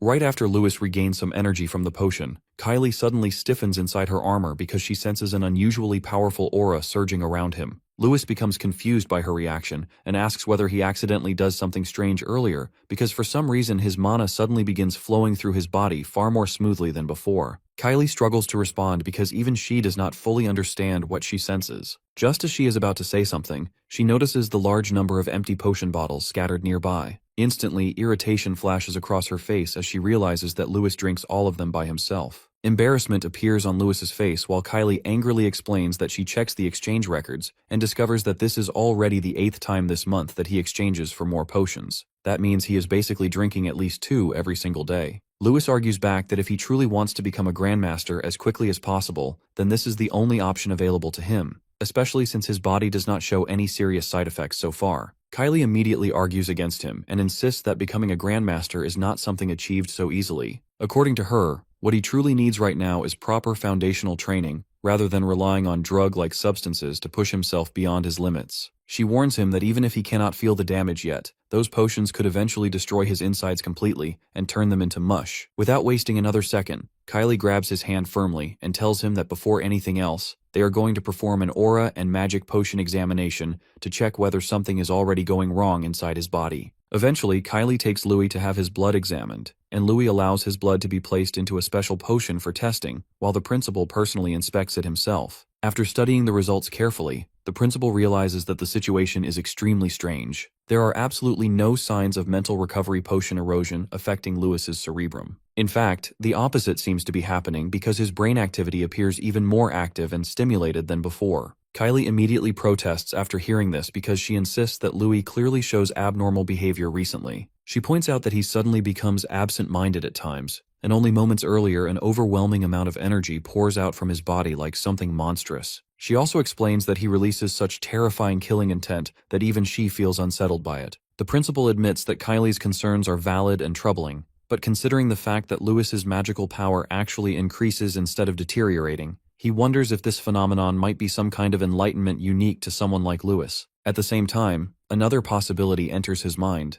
and he quietly considers whether this could be related to the mysterious traits connected to the cursed child. That thought immediately sparks the principal's curiosity even further, and he asks Lewis to explain everything he experiences in greater detail. As the discussion continues, the principal begins talking about enlightenment itself and the origins of magical power, speaking about how magic is ruled by the goddess and questioning whether both humans and monsters are truly meant to possess such power in the first place. After thinking deeply about everything, the principal finally concludes that the world is already filled with countless strange mysteries that nobody fully understands. Because of that, he believes they should place this incident among those unexplained phenomena for now, rather than rushing toward conclusions too quickly. Kylie still tries arguing that something must definitely be wrong inside Lewis's body, but the principal remains stern and starts walking away. However, after taking a few steps, he suddenly stops and turns back toward her. He explains that studies involving alchemy and magical potions are still incomplete and under constant research, meaning nobody fully understands how these potions truly affect the human body. Once Louis's unusual condition is added into the equation, everything becomes even more confusing than before. Kylie argues back that perhaps Louis is hiding other secrets as well. Meanwhile, Louis listens quietly to the entire discussion while thinking carefully to himself. In his mind, he realizes that the alchemy of this world simply fuses materials together in their natural state, which probably causes certain compositions to clash with one another. Because of that, he believes that if the unnecessary components are removed and a highly purified potion is created instead, then it should become possible to identify exactly which ingredient is causing harmful side effects. The next day, the principal gathers Kylie and Louis together again. Louis feels excited because the principal manages to gather so many materials and supplies for him within such a short amount of time. Kylie looks around at all the bottles and ingredients collected there and asks what exactly Louis plans to do with all of them, because the principal normally never handles potion making in such a strange way. Louis simply tells her to wait patiently because she will understand everything soon enough. Without wasting any time, he immediately begins working. After spending a long while experimenting and refining the materials, he finally creates 3 separate potions and proudly declares the process a success. The principal stares at the results in complete disbelief because he realizes that Louis successfully extracts every individual component contained within the original potion mixtures. At that moment, the principal becomes convinced that Louis truly possesses a divine-level talent. Excitement fills his voice as he asks Louis whether he would ever consider seriously studying magical potions under someone like him. He tells Louis that with talent of this level, he could someday become a leading authority in potion studies, and perhaps even surpass Lady Million herself one day. The principal genuinely believes such a future is possible for him. Louis respectfully replies that studying under the principal would be an incredible honor for him, and he would gladly learn from him. Hearing that makes the principal visibly proud, and the two of them begin bonding through their shared passion for knowledge and research. Kylie, however, clearly dislikes watching the growing connection forming between them. Later that night, Louis continues studying magical theory on his own, while thinking deeply about the nature of the potions he creates. He realizes that the magical energy contained inside those potions originates from the ingredients themselves. Since potions are made from natural plants, and plants require soil and water in order to grow, he begins connecting those ideas together. In his mind, earth and water naturally symbolize life itself. Suddenly, a powerful realization strikes him like lightning. At that exact moment, a violent reaction erupts across the table in front of him. Kylie stares in disbelief, because she cannot believe this strange phenomenon is happening yet again. Somehow, Louis reaches another moment of enlightenment deep within his heart. Instantly, massive vines and roots begin spreading wildly throughout the room. The principal watches in complete astonishment as enormous trees and forests suddenly emerge across the giant chamber itself. To him, there is simply no possible way that the true power hidden within potions could create something like this. At that moment, Louis calmly explains that the true power behind creation is not something grand or destructive. Instead,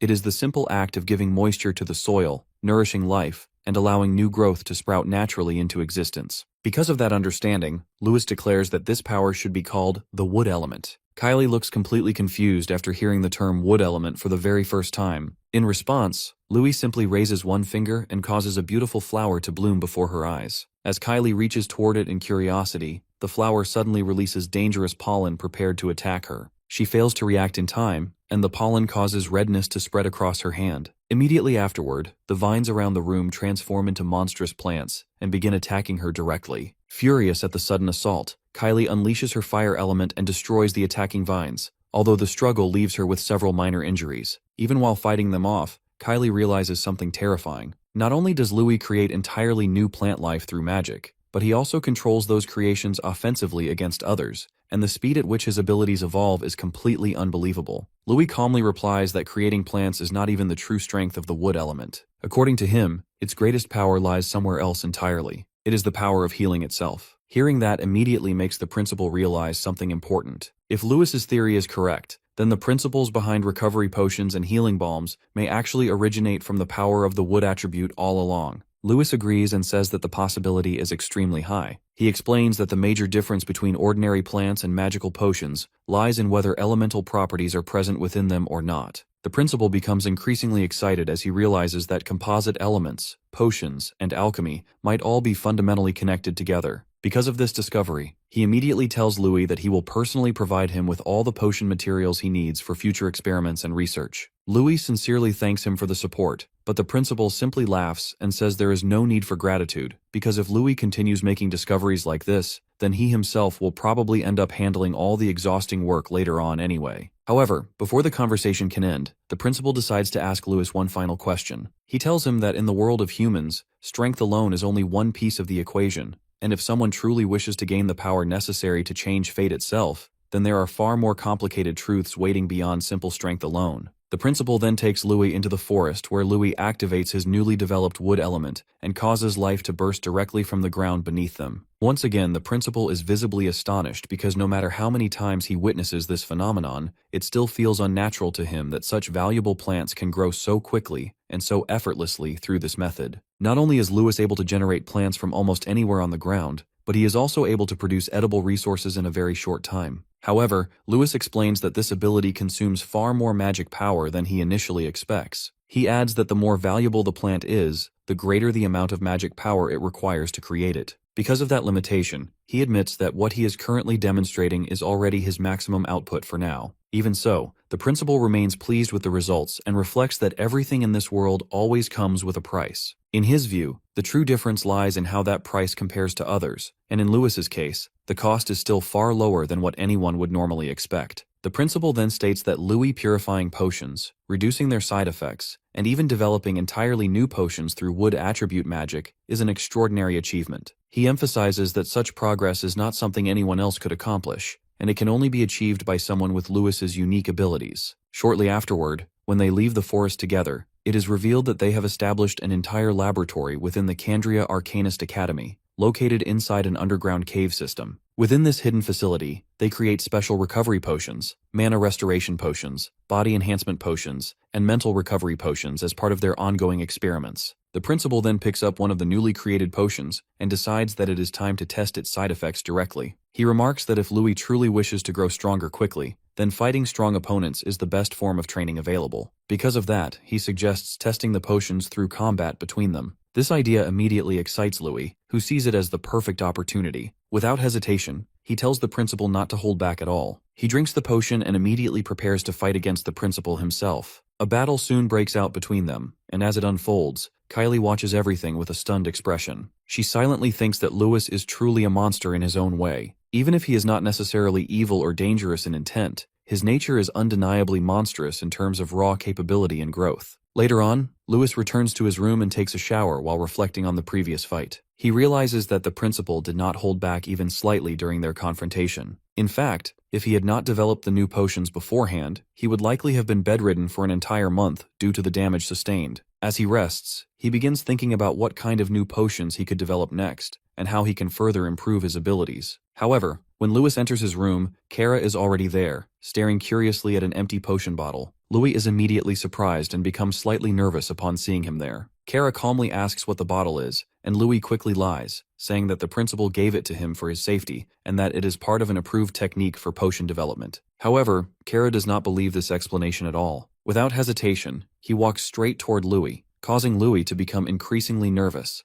thinking that he might have been caught. In reality, Kara immediately confesses that he is the one who created the potion. Louis quickly tries to deny it and claims the accusation is baseless, but no matter how much he tries to explain himself, it becomes obvious that he is a very poor liar. Eventually, he gives up and admits the truth, asking how Kara manages to figure it out. Kara explains that he observes the principal closely and deduces everything from subtle reactions and behavior. Louis becomes slightly uneasy after realizing how perceptive Kara is, but he still asks him not to tell anyone about this because he wants to avoid unnecessary trouble. At that moment, Kara takes out a written contract and presents it to him. When Louis reads through it, he realizes that the terms are actually quite favorable. The agreement allows the potions to be diluted before distribution, which helps avoid drawing attention. Kara then places the potion inside a container and explains that Louis must allow the trading company to handle distribution in order to keep his identity hidden. In return, Louis will also receive profit from the arrangement, making it a mutually beneficial deal. After carefully reading everything, Louis realizes that with Kara's support, he can obtain both resources and protection while continuing his research freely. He agrees that the offer is good, but insists on two conditions. First, the potion effects must be weakened before selling to prevent unnecessary complications. Second, the trading company must contribute support to the orphanage where he grew up. Kara immediately accepts both conditions, writes them directly into the contract, and hands it back to Louis. They both sign it, formally sealing their agreement and forming a new partnership. As Louis leaves, he mentions that he will prepare more potions the next day and should rest early. Kara watches him leave before returning to his own dorm room. However, after both of them separate, two assassin-like pigeons suddenly infiltrate the dorm area and attempt to approach Kara from behind. Despite their stealth, Kara reacts immediately and defends himself. One of the intruders becomes frustrated and confused because she manages to enter without being detected, yet still fails to land an attack. The other quickly apologizes for the intrusion and explains that they only come to deliver urgent information before leaving again. At this moment, it is revealed that Kara is actually a girl who disguises her identity in order to attend the academy. She then hands the contract to her two apprentices, who react with confusion because they cannot understand why such a significant agreement is made for Louis specifically. One of them remarks that if this plan succeeds, their trading company could rise to become one of the most influential in the eastern regions. The other apprentice is equally impressed, but questions how a boy as young as Louis could even come up with such an arrangement. Kara silently acknowledges that Louis possesses extraordinary potential. The apprentices then ask what would happen if Louis eventually betrays them or supports another heir to the throne. In response, Kara states that this is precisely why she has a request for them. She explains that she intends to secure control over the orphanage because she believes Louis is fundamentally a kind person and deserves protection. After giving her orders, she dismisses both apprentices, who transform back into pigeons and fly away. Kara then looks up at the moon, thinking about how the midterm period is approaching soon. She realizes that they must accelerate their plans, because at this stage, all she truly hopes for is that Louis will eventually reveal his true identity to the heir to the throne.